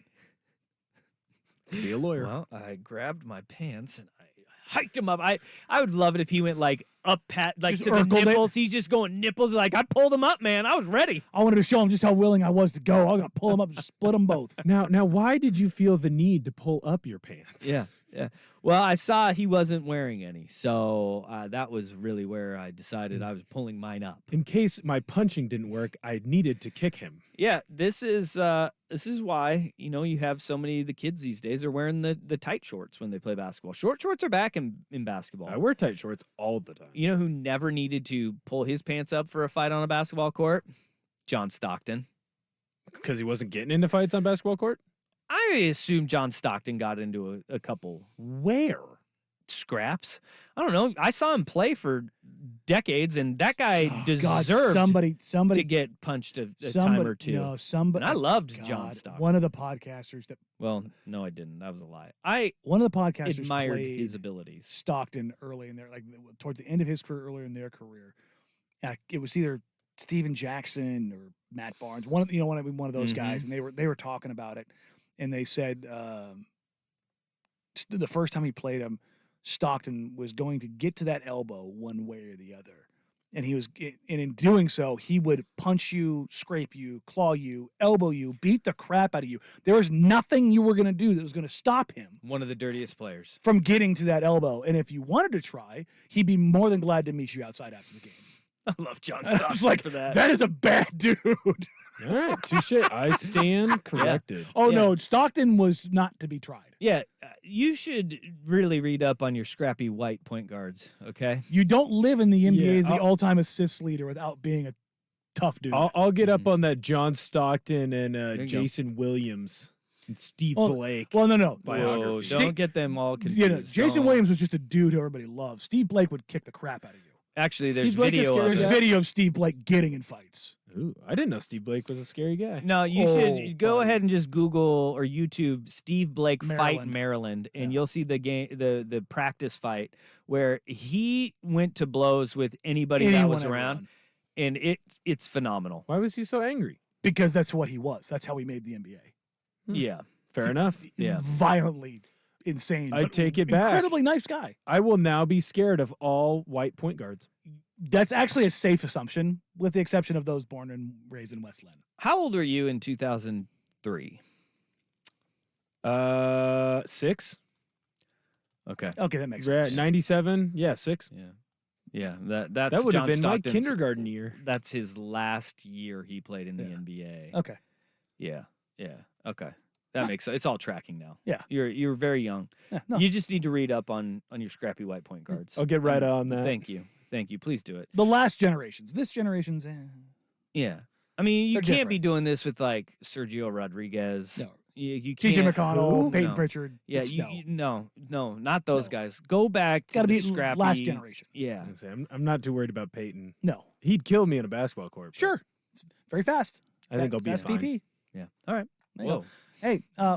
you want to talk about John Stockton and old guys? You know a good place to go with this? How about an old quarterback for the Cleveland Browns? We'll get to that and more. Come up here on Danny and Dusty, 1080 The Fan.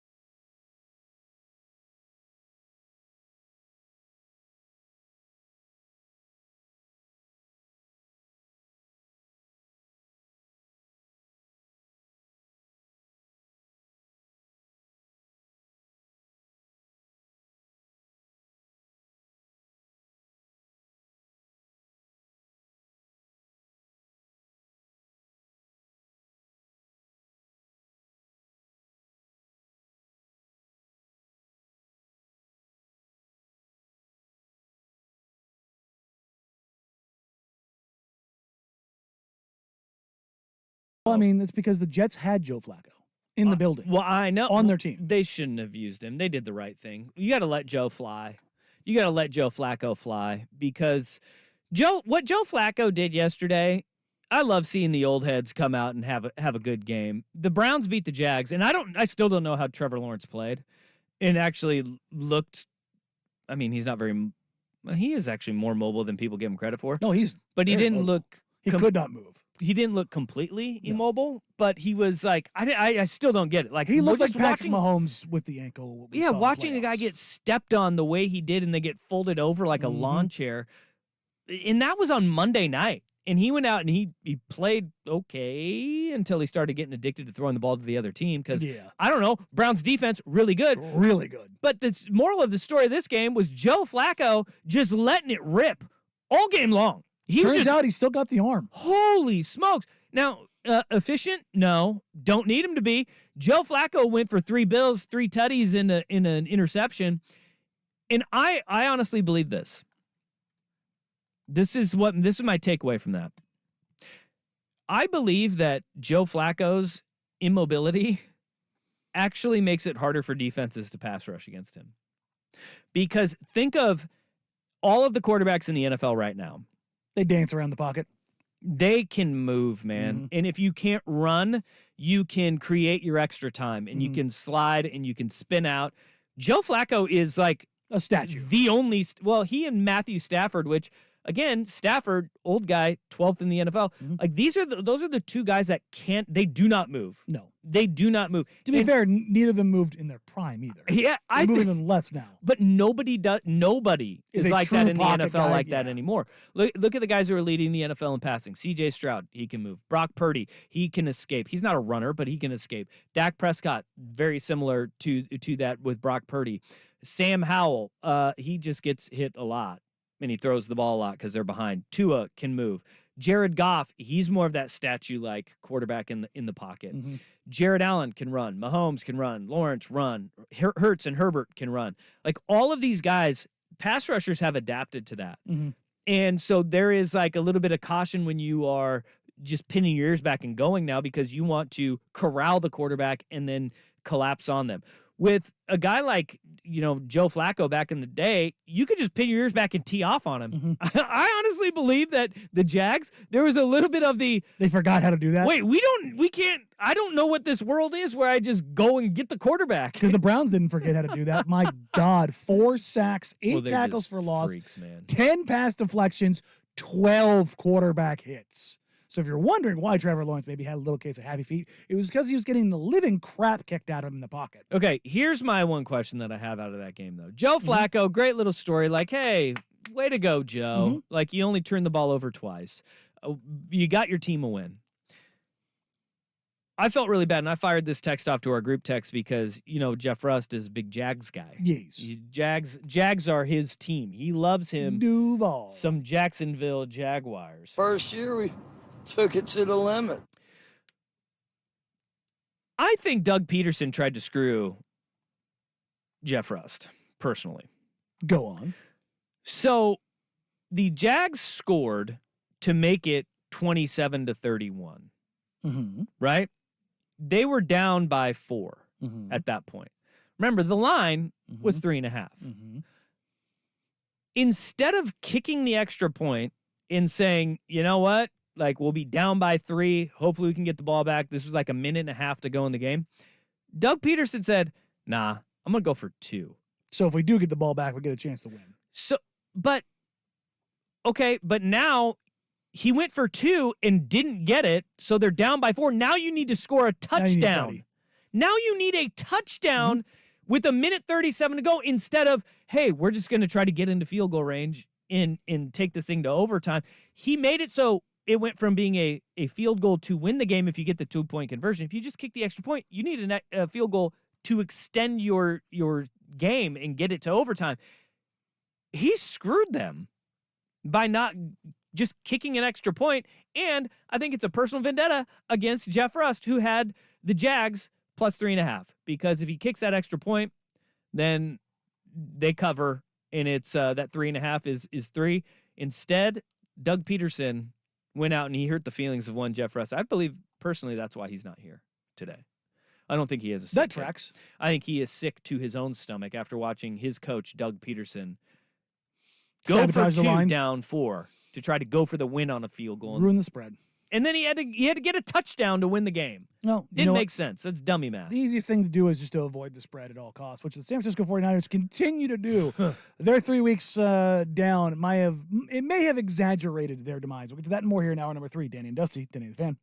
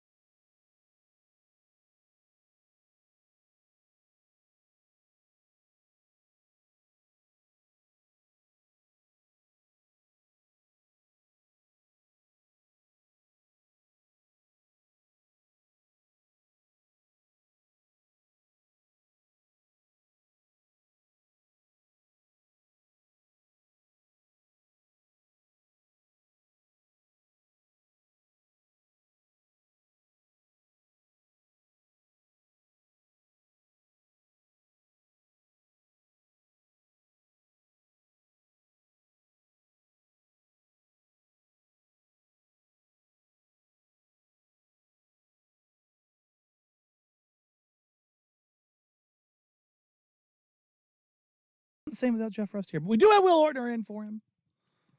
Well, He's not banged up. is that a special song or something? I'm not going to do this with you right now. I don't have the time for you. Actually, you have an hour for me. No, I don't have the time for that. For what? Just go watch Neverending Story. What is that? Is it a movie, TV show? Like, what am I getting into? You're getting into my head right now, and I don't like it. Dude, I just got a new 70-inch TV. So, like, I want to watch things on my 70-inch TV, not to brag. What is this never-ending story? Just get banged up and watch the Neverending Story, and you'll thank me later. What if I don't remember? Do you know- you like do you know flying what it's- talking dogs? Yeah. Not particularly. Do you know what All right. Atreyu is? Yeah. And not the band? No. I don't On think either? anybody knows what the Treyu the band is either. I don't know what. I don't know what that is either. Are you speaking English? Yeah. Will, I'm not going to let this happen right now. We're not. We don't. Just have- go watch a no. Neverending Story, please. Thank you. Goodbye. Good Lord. San Francisco 49ers. They said goodbye to the Seattle Seahawks. Yeah. I thought Seahawks put up a good fight with Drew Lock. Did they put up a good fight? Yeah. Or did the Seahawks play with their food too long? Because Or the Niners, you mean? I'm sorry, the Niners. Yes, looking at the box score, I didn't realize the numbers that came out of this. Mhm. Brock Purdy threw for 368 yards. Yeah. which is a lot. He was an animal. And I knew McCaffrey had a good game, but he was 9 yards a carry good game, which just happens when you break off a 72-yarder and then you continue to run all over them on top of that. Yeah, on But like he- the second play of the game. But he has a $145. Mhm. Okay, Debo has a $149. Uh-huh. Brandon Ayuk has a $126. Yep. When was the last time 3 position players on the same team had over 125 yards each? Well, that's a really good question. Probably like the 49ers 2 weeks ago. But you know what I mean? Like it seems like it's so No, rare that no, you see you're 3 right. guys hit like that in the same game. Well, in to take into account, like George Kittle does not get enough credit for how game-changing he was. in and he that. broke This a is- 44-yarder where he just dump trucked everybody on the way to the end This zone. is the problem with defending the 49ers is it is truly pick your poison. And that's why the criticisms of Brock Purdy being a game manager, they're totally unfair to him because he gets the ball into his playmakers' hands and just says, I'm going to let it go. Go on now. That's a lot easier said than done. And he's not just managing the game, he is making plays. And with his eyes, he is opening up some of the most dangerous weapons in football. And like that is one of the things that I do not believe he gets enough credit for, or great quarterbacks that have a wealth of talent get enough credit for, is that what Brock Purdy will do is if you are trying to take away Deebo Samuel, for instance, he will have his eyes go from McCaffrey to Kittle, and then defenses adjust, and then boom, help over the top when you're trying to cap their defense. That safety moves with the eyes of Brock Purdy, and even though it looks like Purdy's going, read 1, 2, 3. No, make no mistake. He's trying to get the ball to Deebo Samuel. He's just trying to alleviate that help over the top for him or McCaffrey or Kittle or Ayuk at any given time, and he is masterful at it. Like he knows conceptually what Kyle Shanahan wants to achieve in the play, and his mastery of what Shanahan's trying to do.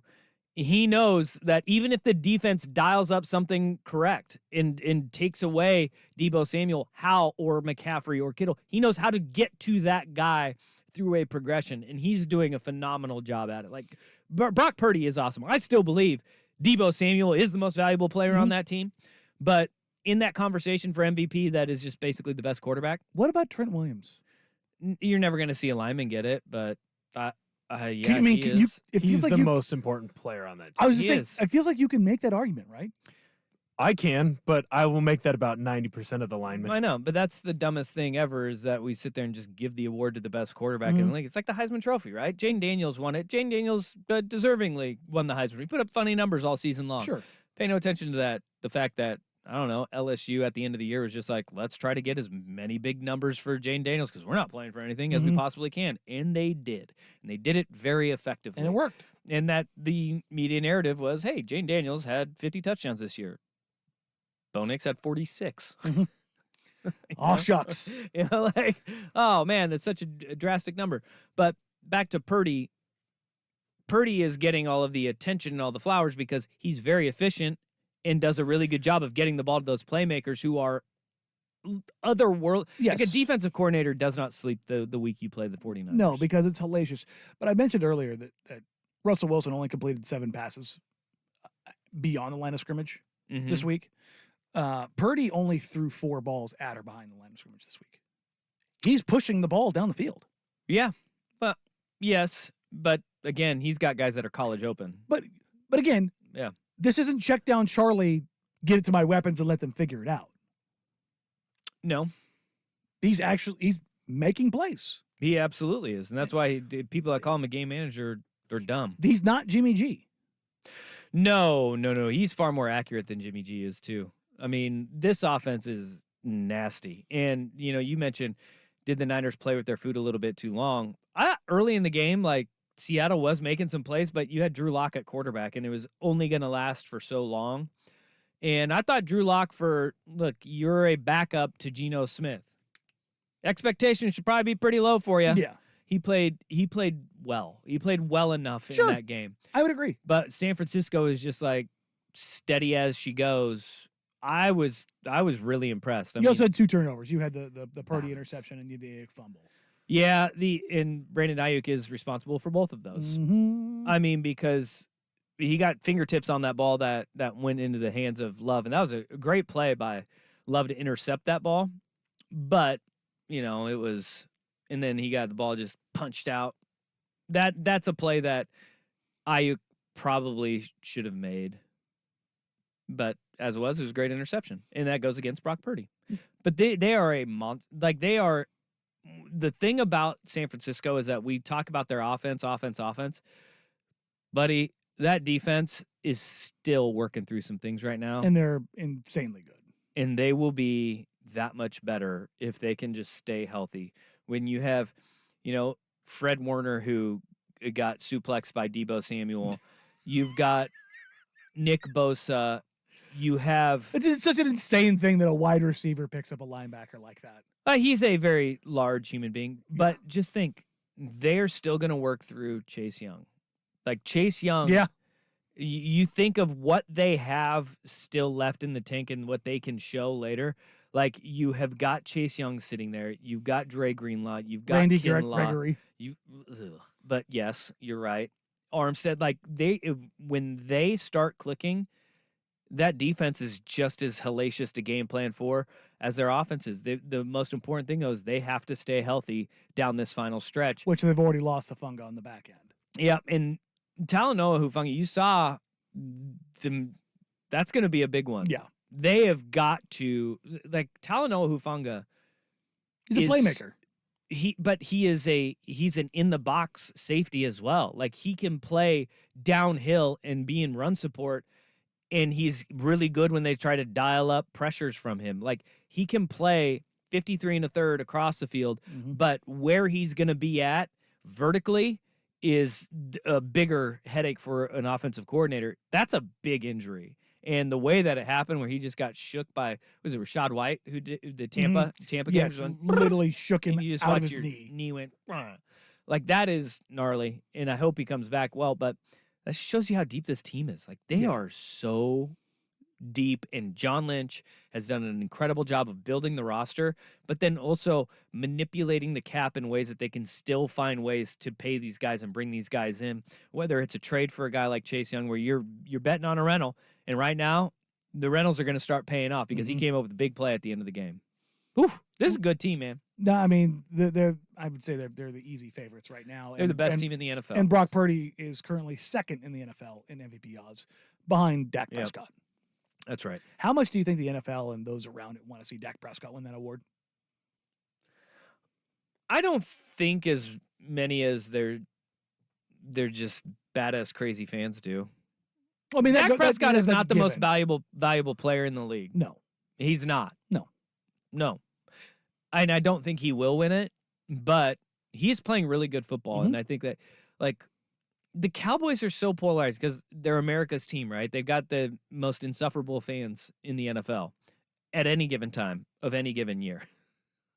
But that drives so many people away that Dak Prescott, he did a really good job and he has done a really good job of helping all of these other guys along. Because like we were talking about Ferguson earlier, they're tight end, but he is distributing the ball to a wealth of guys. He's not just locking on CD anymore. He's not just going to lock on Brandon Cooks, and that was always the problem with him, is that he'd try to force it where it had no business going.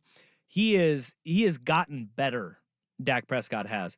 It's just that, like, whether it's Purdy, whether it's Debo, somebody else going to make a surge in this final month of the season, that shine will come away from Dak Prescott. Oh, well, speaking of shines, the shine was on the NBA this weekend as the in-season tournament final, the first of its kind, was underway. What did we learn from the in-season tournament, and what did we learn about the Lakers and LeBron James? That and more coming up here on Danny and Dusty, 1080 The Fan.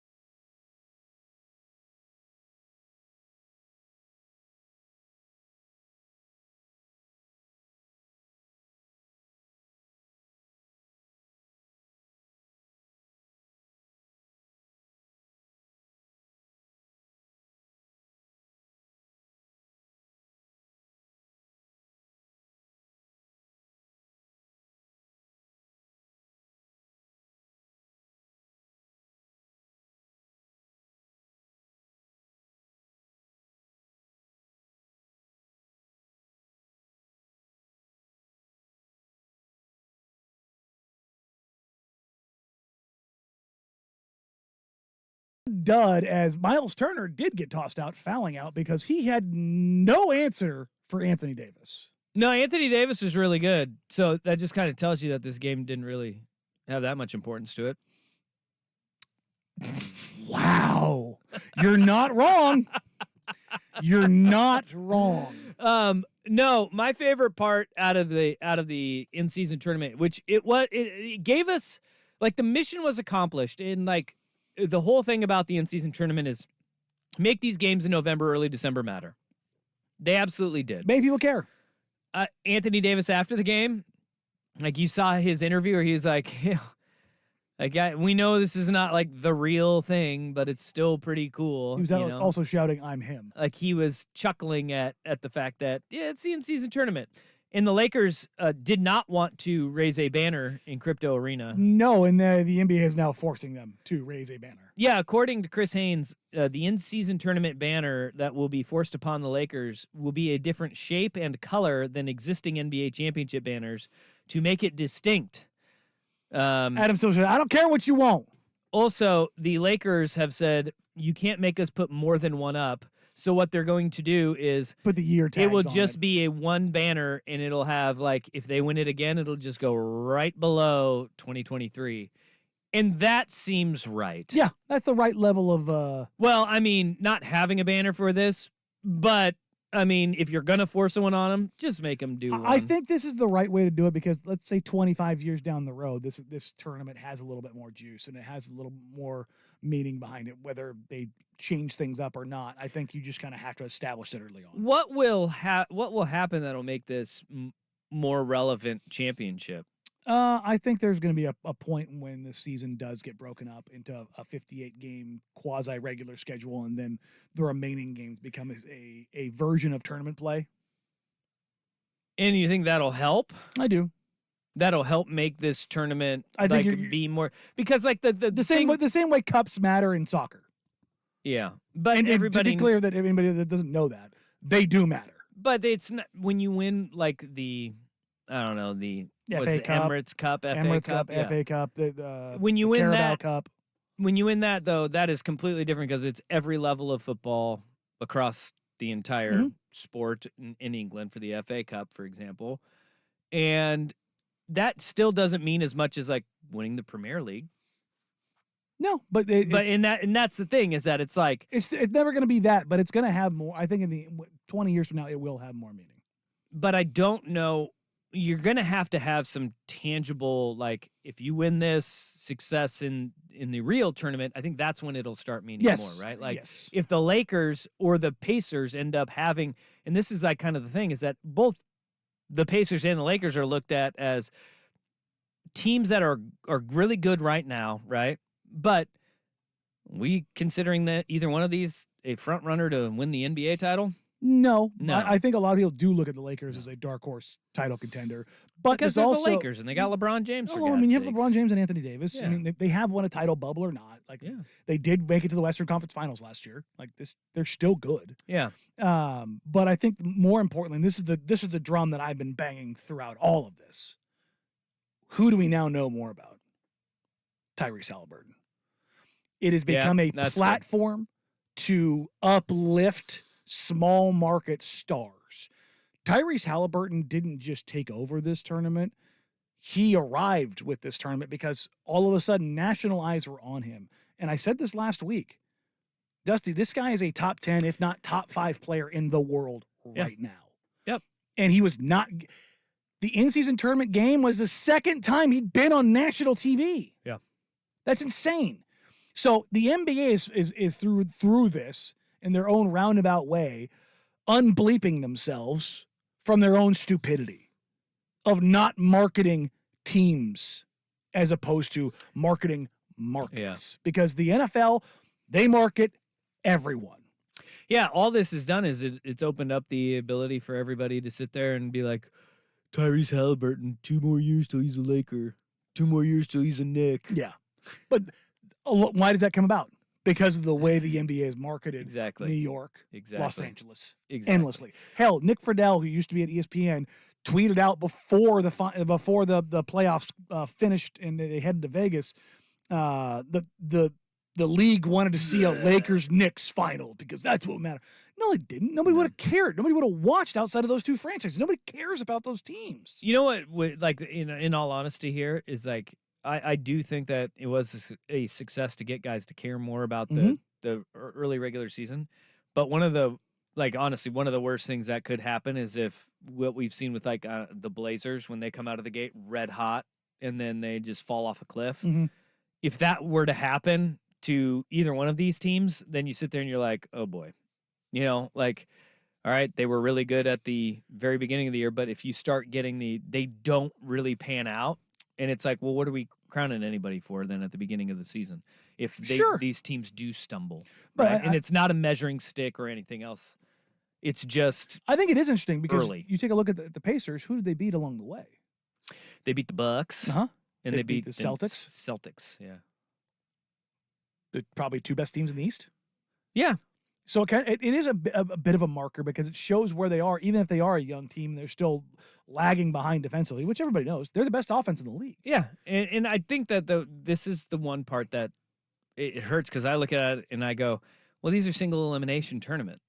And we all know that we've seen teams win the game one of a series and then just get absolutely housed. I mean, like the rest of them. Blazers in the bubble against the Lakers? Yeah, that'd be the one. Oh. Yeah, the series is where adjustments are made and we really learn what's what. But for the young teams, to your point, it is good to see that no, it's a stage where they care, it matters, and it's a one-off.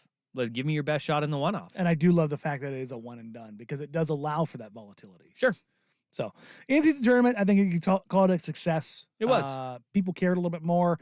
Ratings were up. Interest was there. Then we'll kind of see where this goes as it matures and the league adds two more teams and you have two 16-team brackets and they can do some more stuff with it, which is coming soon. We didn't talk about it, but a quick little note.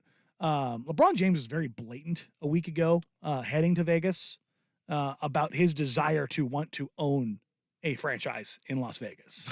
I know, right? He was very blunt about that. And for those wondering, Fenway Sports Group behind the scenes has long been the favorite to land the team in Vegas. By the way, LeBron James has a lifetime deal with Fenway Sports Group. Oh, no way. So if you want to draw those lines for you, those are out there. All right, coming up next, the Heisman Trophy was handed over to Jaden Daniels. We'll dive into that, as well as a massive quarterback commit to the University of Oregon. But first, here's Will Horton with the SportsCenter update.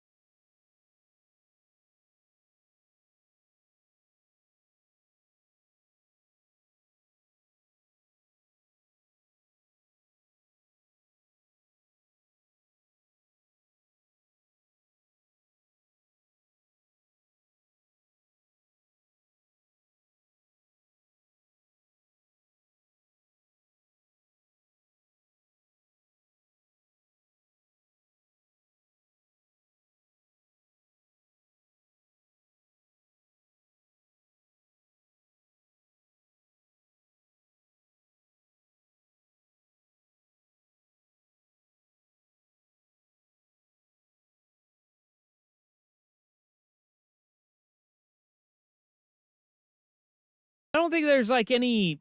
There shouldn't be any like, oh my gosh, I can't believe it. I know that Husky fans are like, well, winning doesn't matter. Well, I mean, we always complain, oh, so we're just giving it to the best player on the best team then, huh?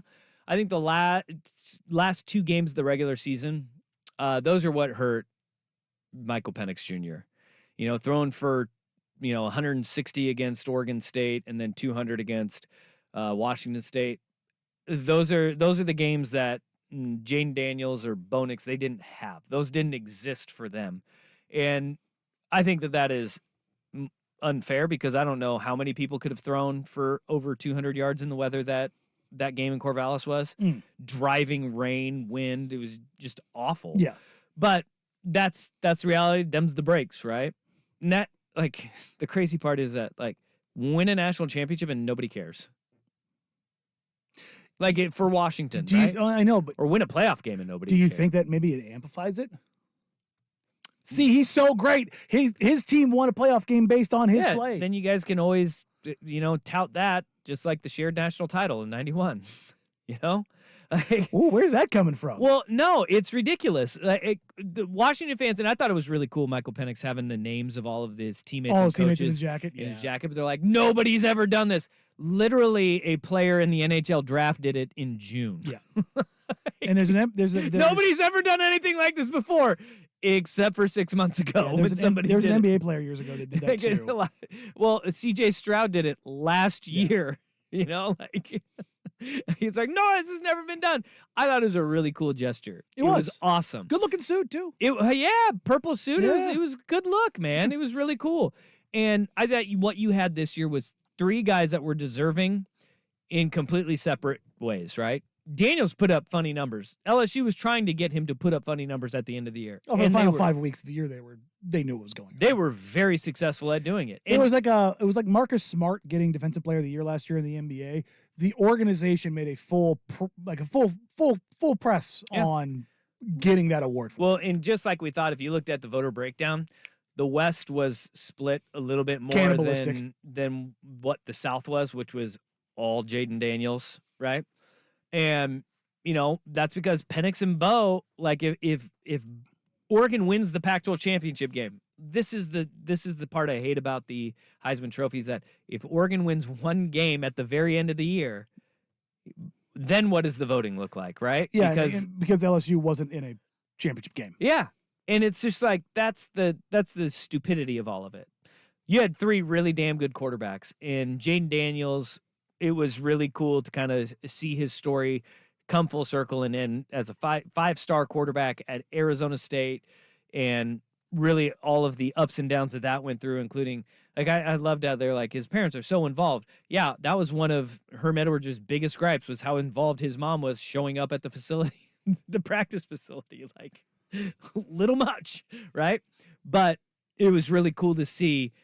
The big payoff in his speech saying, I know my dad you wanted me to be a corner. Well, I think being a quarterback paid off. Yeah, it did. It's really cool to see, all of those stories of all those kids and like, all of the pictures of them as little kids in their football uniforms. And then, now here they are on the stage of the Heisman ceremonies in New York. I always love watching that. I'm going to drag this down right now. Yeah. Is Jayden Daniels going to be a guy that you remember as a Heisman Trophy winner? Probably not. No. Yeah. I think a lot of Oregon fans will because they're going to feel like it got stolen from Nix. I don't know if it got stolen because it doesn't feel like that. I know what you're saying. You're right. Stolen's a bit egregious, but I think it was Bo's to lose, and Bo lost it. That's the better call. Because, I mean, I think if you really do look at the numbers, Bo's efficiency should outweigh what he was doing later, he being Jayden Daniels, because they were stat padding. But when Bo lost, I think that gave it automatically to Jayden. Well, and it's the way it happened too with Bo being shaky at the beginning of that game and not like he had the completion percentage record, but he wasn't as efficient in the final game, and that knocked him below Mac Jones. So if he had that record, then you're sitting there, and it's all the what ifs. But look, it's the Heisman Trophy. Who really gives an S at the end of the day? It just feels like Michael Penix. It's just a weird spot. Fans. I feel like it was this sounds so terrible, and I hate saying it this way. It feels like it was a forgettable Heisman. I think there are, those happen all the time You because know? it wasn't like nothing earth shattering happened this year, right? No, it wasn't like there Joe wasn't- Burrow or Baker Mania Yeah. or Tebow, madness. Like none of those, like nothing grabbed you by the short ones and held you all season they long. weren't polarizing guys either. No, They weren't polarizing guys. nobody was, planting a flag in the middle of somebody else's field. No, and that's the thing. I think really Nix and Penix, those two guys especially, deserve a whole hell of a lot of credit. What the level of professionalism that they've approached all season long. They always said the right thing. They always did the right thing. That's not to say Jane Daniels didn't. No, But those two guys with like national championship and college football playoff aspirations for their teams on their shoulders, like dotted all their I's, crossed all their they T's. didn't flinch at all and gave nobody any ammo. And that, like, for in a weird sense, that kind of hurt them because they weren't like Bo Nix had billboards in New York City and in Dallas, Texas. But it's also like because he wasn't this flamboyant or boisterous character, it hurt kind of the packaging of him. And you hear like Dan Lanning when he's talking about like Bo Nix, the babysitter. What many of you may not know is that Bo Nix is a babysitter, and Bo Nix babysits Dan Lanning's children. So I ask you, who is Bo Nix the babysitter, and what does it say about him that he spends that time with your children? Well, Bo Nix, the babysitter, gives out way too much ice cream. I can tell you that right now. I walked in the house, probably 6 months ago, and we're getting ready for spring ball, and I'm done with work, and I walk in expecting to see my wife, and then I see Bo there. Apparently, Sophia's out with some of the coaches' wives. I'm like, what are you doing? He goes, I just got the boys from basketball practice. Titan's upstairs taking a shower, getting ready for bed. But it just speaks to his character. So proud of that young man. And It's a weird thing. Like everybody's like people catching that like out of the side conversation. Like, wait, did he just say he went home and Bo Nix was at his house? Right? Like that kind of like it was so. Both the characters of Penix and Bo were not the ones that were front and center in kind of the attention seeking. I think that may kind of, I don't know, hurt their candidacy because the entire South went on like a campaign of why Jaden Daniels should win the Heisman SEC Trophy. just means more. Yeah, 50 touchdowns. Pay no attention to 46 for Bo. Love to see it. But it was a to see those four guys, because people forget Marvin Harrison Jr. was there as well. To see those four guys, like everybody that's like, the death of college football, those are four really damn good guys to prop up and say, no, there's something right in college football too. For sure. Because those four dudes, by all accounts, like there's nothing that you can knock any of them on. And you cannot really say that for any of the years in the past, 10, 15 years. Like there's always been that wild card in there. It's an interesting spot to be in, that's for sure. Not to derail it and not to like beat a dead horse on this. Do you think that if Oregon had one, do you still think it goes to Bo because of how the SEC will rally behind their quarterback? Yes, it goes to Bo. Because I felt like it was already rallying behind Jaden Daniels. And I think Josh Pate from Late Kick brought up a really good point on his show last night where he thinks there should be like some sort of like test or, like a minimum amount of film watched, because some of the people that were releasing their Heisman votes, it felt really biased towards where they covered, the teams that they covered, or who the rival was against the team that they covered. And that's why I was I've been saying this for a long time. Voting blocks are usually what ends a Heisman Trophy, is that the South will all vote for their guys no matter what. The West tends to get broken up if you have two guys that are finalists out West, because there's 928 voters for the Heisman. It's too many. 928. It's way too many. Most of them do not cover college football very well.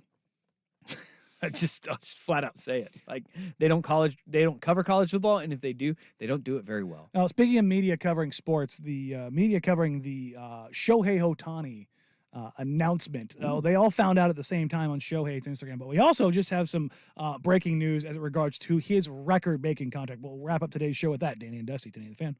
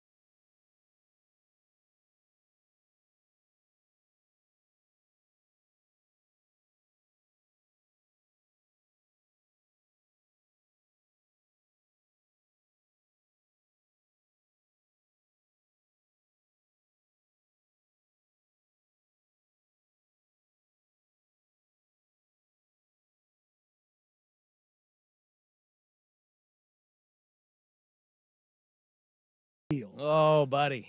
There were discussions leading up to that deal that it would be above $600 million, but there was a lot of thought that the UCL tear he suffered and now his second Tommy John surgery would possibly keep him under that $600 million threshold. He cleared that so much so he got a $700 million threshold. It made people start to wonder, had he not suffered the Tommy John injuries, would he have gotten a $1 billion deal? Well, and I said this at the very beginning of the show, and I've thought about this for a while now.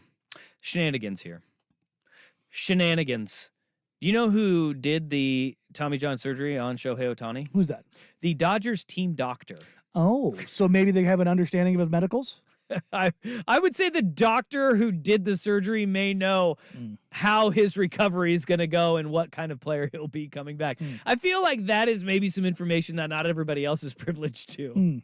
And so when they're talking to their team doctor like, hey, man, can we pay this guy? And he's like, yeah, go get it. I did the work. And we're good here. They came over the top with an offer higher than anybody else. Yeah, and yeah. We're now getting reporting on his salary structure. It was always believed to be understood when it first came out that there would be deferred payments, meaning post-career. Well, Ken Rosenthal was the very first to report this right when the announcement came down that unprecedented deferrals of payments. The majority of his salary is going to be going into deferred payments on a year-to-year basis over the next 10 years. Which will pay out starting in 2034 to 2043. Now, the reason why he's doing that, these numbers are... These are bonkers. Staggering. He's deferring $68 million of his $70 million annually. So, and the reason why you do this is because, again, this is going to be a pay the piper later. But he wants the Dodgers to be underneath the luxury tax threshold because that does exist in baseball in order for them to pay to compete right now. It's a financially punitive measure. That's all it does. It doesn't limit what else you can do. It's just a financially punitive measure. So now they have all the flexibility in the world to go and pay whoever they want because Ohtani's going to be getting paid for the rest of his damn life. Basically, yes. And this means they can go out and target a pitcher like Yamamoto who is out there and I don't know. Maybe they just signed the best Japanese player ever, and not only the best Japanese player, the best player ever with the Dodgers. They could go out and get that pitching help that they need. And a lot of players talk about it, but it's really cool to see Ohtani kind of be about like, hey, I just want to win. I hate the Dodgers. I don't like them. But Ohtani is a player through and through. Regardless of the amount of money he's getting, he is structuring this in a manner that it just doesn't matter. They have a lot of players that I actually really do like. Freddie Freeman, Mookie Betts. I mean, Clayton Kershaw. They have a lot of very likable players, and now you have Shohei Ohtani on that roster. Who might be the most lovable. He's everything.